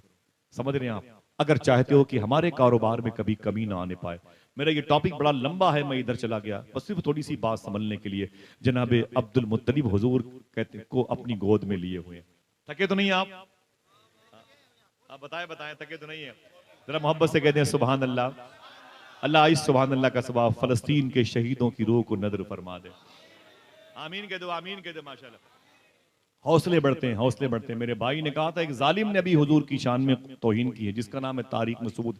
ये जमात देवबंद का है, बाद में इसने जुमले वापस लिए हैं, लेकिन अगर मगर के साथ वापस लिए हैं। ये जो बात कही है प्लानिंग के तहत कही है, अचानक नहीं उसकी जबान से। मालूम है उसने क्या कहा? हुजूर सल्लल्लाहु अलैहि वसल्लम पढ़े लिखे नहीं थे, वो अनपढ़ थे वो, और कुरान शरीफ में ग्रामर के एतबार से बड़ी गलतियां मौजूद हैं। मैं उस जालिम से कहना चाहता हूं लक़ब उम्मी है इल्म फजल का, लेकिन ये आलम है जो उनको मान ले उसकी जिहालत जाती रहती है। मालूम है, तू कहता है कुरान में गलतियां हैं, कुरान में 27 पारे निकाल देने चाहिए। उसी की बात पर यस करते हुए ओवैस इकबाल जैसे मुल्हिद नाम के शख्स ने ट्वीट किया था कि अब वक्त आ गया है कि कुरान में 25-26 पारे निकाल दिए जाएं, 2-3 पारे बचें ताकि याद करने में आसानी हो, और ग्रामर के एतबार से जो गलतियां हैं उन गलतियों से कुरान को पाक कर दिया जाए। जालिम सुन, अगर कहो तो एक शेर पढ़ दूं। बोलेंगे, ये बातें रिकॉर्ड हो रही हैं, बोलेंगे इंशाल्लाह। यकीन हो जाए लोगों को कि मुजफ्फरपुर वालों के दिलों के जमीन में हुजूर की मोहब्बत के पौधे उगे हुए हैं। ऐलान करते हैं उन जालिमों के सामने कि हो लाख जुल्म, ये नेमत बदल नहीं सकती। मिसरे सच्चे हो तो आप बोलिएगा इंशाल्लाह। हो लाख जुल्म, ये नेमत बदल नहीं सकती, और दिलों से उनकी मोहब्बत निकल नहीं सकती। तुम्हारी नस्ल बदल सकती है खुदा की कसम, मगर कुरान की आयत बदल नहीं सकती। तुम्हारी नस्ल बदल सकती है खुदा की कसम। हाथ उठा के जोर से बोले नारे तकबीर, नारे रिसालत, तहफ्फुज़े नामूसे रिसालत। हज़रत मौलाना आसिफ रज़ा साहब सैफी। तुम्हारी नस्ल बदल सकती है खुदा की कसम, मगर कुरान की आयत बदल नहीं सकती। लक़ब उम्मी है इल्म फजल का, लेकिन ये आलम है जो उनको मान ले उसकी जिहालत जाती रहती है। जिसने एक खुदा का पता बता दिया, उससे बड़ा आलिम जमीन पर कौन होगा। जिसने बगैर एक खुदा को दिखाए हुए एक खुदा के होने का इकरार करवा लिया, उससे बड़ा आलिम किसी को। जालिम कहता है कि हुजूर पढ़े लिखे नहीं थे, वो तो पता चलेगा मैदान महशर में। उससे रिश्ता नाता रखना क्यों गवारा हो गया, जो नबी का ना हुआ कैसे तुम्हारा हो गया। आका करीम सल्लल्लाहु अलैहि वसल्लम की अजमतों की रिफतों की बात जब होती है तो जनाब अब्दुल मुत्तलिब कहते हैं, मैंने आमीना से कहा, अय आमीना अगर इजाजत दो तो हुजूर को लेकर के काबा दिखा दूं। काबे की जरूरत, आवाज़ ही काबा खुद मेरे हबीब की जरूरत करेगा। जनाब अब्दुल मुत्तलिब, थोड़ी सी परेशानी पर मायूस ना हुआ करो, इंशाल्लाह बोले।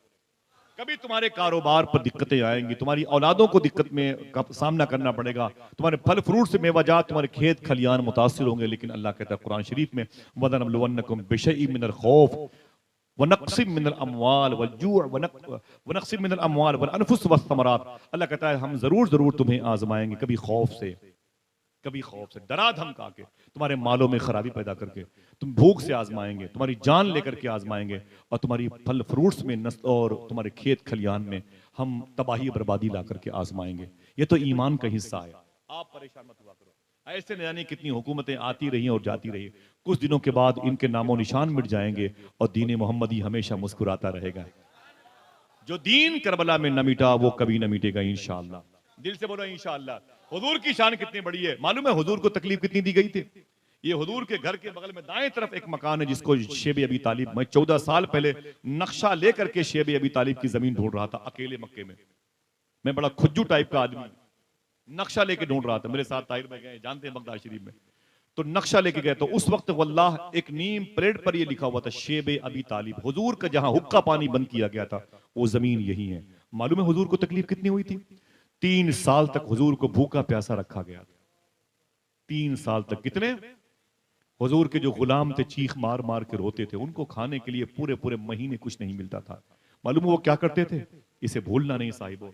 मालूम क्या करते थे? जो जूते और चप्पल उनके पैरों में पड़े हुए थे ना, उन्हें वो कैंची से काट काट कर, चाकू से काट काट करके उन चमड़ों को जो जूते में लगे हुए थे पानी में भिगो भिगो के खाया करते थे। उफ तक न किया, और हुजूर उन्हें देख के रोते थे और वो हुजूर को देख के रोते थे। कहते आका आपको तकलीफ ना हो, अल्लाह उसके रसूल की जितनी भी रजा हमें मिलना चाहिए मिलेगी, हम मसाइब और आलाम से अपने आप को गुजार लेंगे। ये दाएं तरफ हुजूर की पैदाइश का घर है, बाएं तरफ ये कोहे फारा की पहाड़ी है। हुजूर के घर की पीछे पुश्त की तरफ एक सुरंग है जिसमें से चल करके जाएंगे तो 3 किलोमीटर पे अजीजिया है, जहां आप हज करने जाएंगे तो रुकेंगे इंशाअल्लाह। किसी ने इंशाअल्लाह नहीं कहा, मेरे कहने के बाद कह रहे हैं। उसी के 2 किलोमीटर के आगे मीना है, मीना जहां शैतान को कंकरी मारते हैं। उसी के 5 किलोमीटर के बाद मुजदलफा है। उसी के 5 किलोमीटर के बाद अरफात की वादी है। उसी से आधे घंटे का और सफर कर लेंगे तो गदीर खुम है, जहां हुजूर ने अली का हाथ पकड़ के फरमाया था, जिसका मैं मौला उसका अली मौला। ये तमाम तर नकूश अर्ज ऐसे ही मौजूद हैं। हुजूर की पैदाइश का ये घर, ये शेब अबी तालिब, ये कोहे फारा, सफा मरवा की पहाड़ी, सामने काबा और पीछे वो सुरंग है जो आगे जाती है। समझ रहे हैं? हुजूर को लेकर के जनाब अब्दुल मुत्तलिब कहते हैं मैं आज पहली मर्तबे अपने घर से बाहर निकला। क्या मतलब? बेइज़्निल्लाह कायनात का मालिक आज कायनात के जायजे के लिए पहली मर्तबे घर से बाहर आया है। अल्लाह के रसूल सल्लल्लाहु अलैहि वसल्लम अपने दादा अब्दुल मुत्तलिब की गोद में हैं। आप कहते हैं मैं हुजूर को लेके जा रहा था काबे की तरफ। जैसे मैंने सफा मरवा पहाड़ी की गुजरगाह को क्रॉस किया, जैसे मैं काबे के आंगन में पहुंचा, मैंने क्या देखा। देखना कितने लोग सुभान अल्लाह कहते हैं, कोई खामोश ना रहे, इंशाअल्लाह बोले। हाँ, जनाबे अब्दुल मुत्तलिब कहते हैं मैं हुजूर को लेके खाने काबा की तरफ जा रहा था। अब जैसे ही मैं आंगन में पहुंचा, जिसे मुताफ कहते हैं, तवाफ करने की जगह, जनाबे अब्दुल मुत्तलिब चीख पड़े, बोले मेरी समझ में नहीं आ रहा था, मैं मोहम्मद को लेके काबे की तरफ जा रहा हूं या काबा मोहम्मद की तरफ आ रहा है।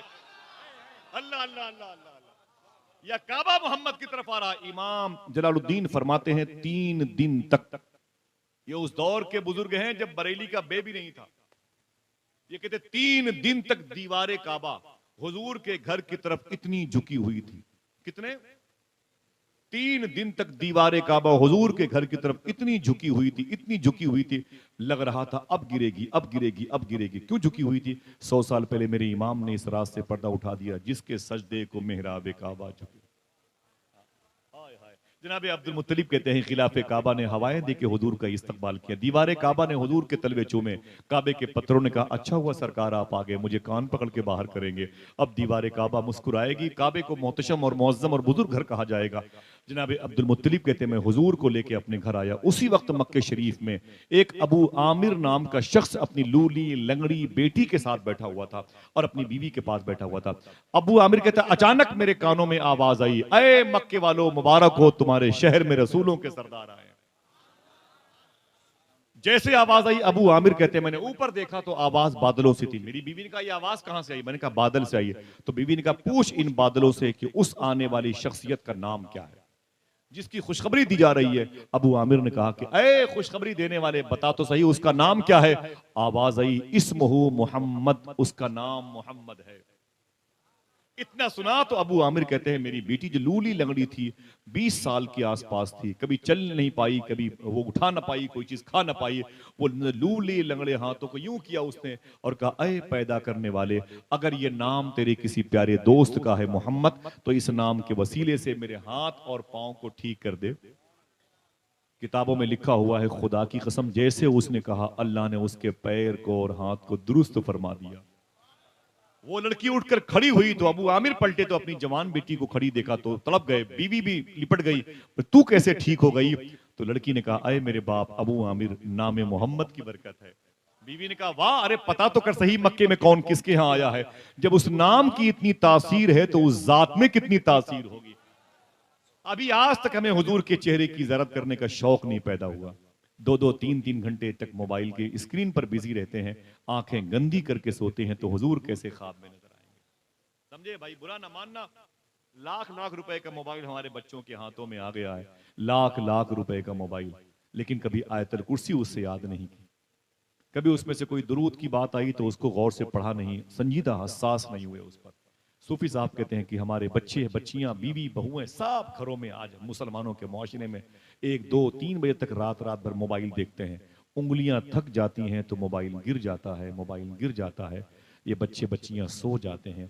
सूफी साहब कहते हैं यार तुम तो सो जाते हो, लेकिन मदीने में हुजूर रात भर तेरे दरूद का इंतजार करते रहते हैं। वादा करो इंशाल्लाह 10 मरतबे ही सही हुजूर पर दरूद पढ़ोगे। बच्चियों को आवारा ना करो भाई, अपनी बच्चियों को संभालो, आप बच्चों को संभालो। रात के 2 बजे 3 बजे पूछो इन बुजुर्गों से, जिस शहर में चले जाओ जहां पर ढाबे पे रेस्टोरेंट में कभी चाय पियो ना, तो मुसलमानों के लड़के वहां पर लाउबालीपन के शिकार नजर आते हैं, नशे की दवा खाते हैं, वो घूमते रहते हैं। लड़कियों की आवारगी का पता मालूम है आपको? मैं कहता हूं तो मुझे उल्टी होने लगती है। मालूम है आपको 14 फरवरी को वैलेंटाइन डे के मौके पर दिल्ली के एक मुस्लिम मैनेजर ने ट्वीट किया था, आपको खाने अच्छे नहीं लगेंगे इस जुमलों पर, वो रो के उसने ट्वीट किया था 14 फरवरी को। उसने कहा मेरी होटल में 120 लड़के और लड़कियां अय्याशी के लिए आज की रात में आए थे, जिनमें लड़के सुअर का गोश्त खाए हुए थे, खिंजीर का गोश्त, शराब पिए हुए थे। इनमें से 90% लड़के गैर मुस्लिमों के थे, गैर मुस्लिमों के थे, समझ गए, नॉन मुस्लिम थे। इसके बाद आपकी चीख बुलंद हो सकती है।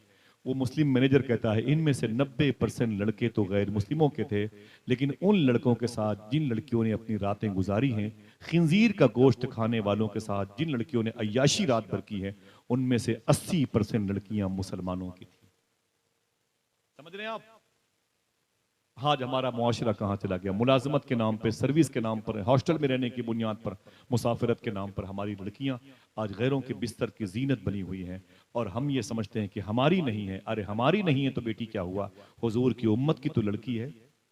लिहाजा अपने अपने घरों के मुआशरे को संभालो। मालूम है जो लड़कियां आज अपने दुपट्टे को अपने पर्स में रख के चलती हैं, आप बोल भी नहीं पाते अपनी बच्चियों को। अपनी ही जवान बच्चियों के सर पे दुपट्टे आपको देखना गवारा नहीं है। अगर कहो तो एक बात बता दूं, सुनना एक दर्द है, आप नहीं सुनेंगे तो इसे कौन सुनेगा। फ्लाइट में बयान करूंगा तो लोग मेरा सफर मुलतवी कर देंगे, बसों में बात करूंगा तो लोग मुझे उतार देंगे, ट्रेन में लोग मुझे मार पीटेंगे। कहाँ किससे बताऊं कि इन बातों को मैं जिनके लिए बताना था वो आप लोग हैं।